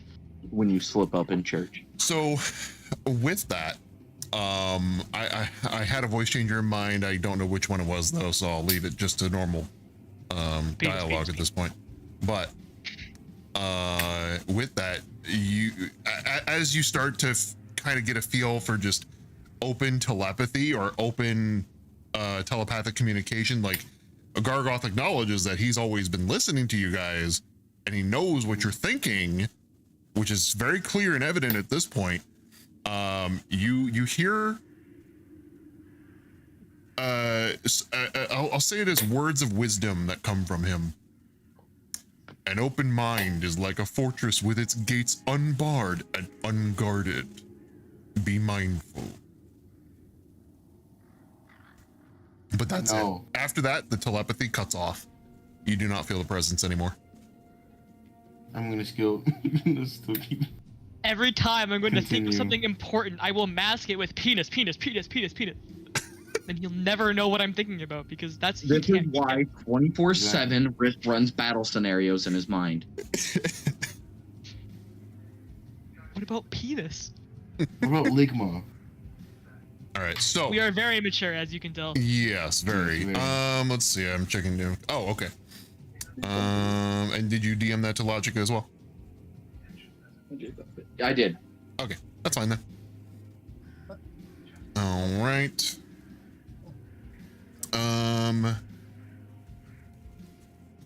There we go. Ritz flipped you a gift on the DL. Yep, yep. All right, so I got my notes for tonight. All right, so with that, you are still following a lead from, and I believe the elemental times out at this point. It timed out a while ago. Okay. Yeah. During the short rests, because it only lasts for 1 hour. Okay. So yeah, the elemental times out. And from there, you know where you have to go. You have actually a couple of different tasks that you could do. I think you have like 2.5, 3 tasks that you could accomplish at, I guess, your choosing. So you have different locations you can go to at this point. It's actually one of the first times in the campaign where you've been given multiple options. So you have the Uldrex grave, which is the fallen titan that you are supposed to get the blood of in order to free Ralzala from the Pact with Zerial. And that was in order to get more information on the Bleeding Citadel and things to that effect, which you also have information from, where's that at? We got a long rest over the course of all of that. Yes, you are. I'll give you a long rest before you guys proceed outward.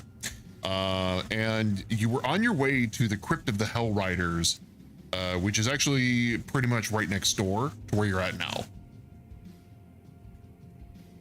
So Crypt of the Hell Riders and then Uldrex grave, which let me go ahead and find the map here. I gotta figure out Oh geez. Poster map.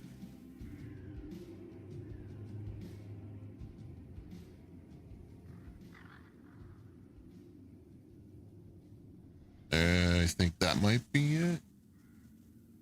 I again do not have D&D Beyond access anymore, so I'm kind of sifting through the book And itself. Lemon, I'm gonna DM you the potion I was looking to buy with that one soul. Okay. And actually, on the map, when you go into the D&D text chat, and by the way, Celsi, I DM'd you, or not DM'd you, I pinged you in the appropriate one. It's under the gaming category. Gotcha. Apologies. I will. It's already 11:30. Yes, and we're slowly coming to an end, but what I'm doing here is setting you guys up for the next session. In the map, look down below, so it's in the pins, so pull up your map, and do you see the left side, bottom left, you guys are in that quadrant. There is that angel looking figure. See? You look to the right of that. You see the giant sword in the ground next to the pool of red? Yes. That's Uldrek's grave. That is where you were pointed out on the map. The kind of like Stonehenge looking thing right above it, which is above the lava pools, almost in line with the angel's head going across. That is the Hellrider Crypt. And then above that, you can see the Demon Zapper with the, yellow aura, and it's got a big old tower in there. So you kind of have... looks like the Eye of Sauron. Exactly. So yes, you have all three of those objectives / things, and the brambles, the bone brambles that you're currently in are actually right above the angel's head. So all 4 of the locations that are being talked about and pursued are all in the same quadrant. So there's just, so boom, we'll boom, hit them boom. all while we're there. So They're if all we're gonna nearby. be there, might as well hit them all. Yep. All right. So with that, I'm gonna go ahead and end stream. For those of you who are viewing this evening, I appreciate you being here. Make sure you copy the raid message. We're gonna go out and make some more friends tonight. Copy the raid message, and if you don't have a subscription, just copy the little bit in the middle where it says Lemon Raid Lemonites Charge, and we're gonna go say hello to some more D&D folks. Make sure you show them some love, and we are going to call it there. I love you guys, and I hope you have a wonderful rest of your night, and we'll see you on the next one. Venus.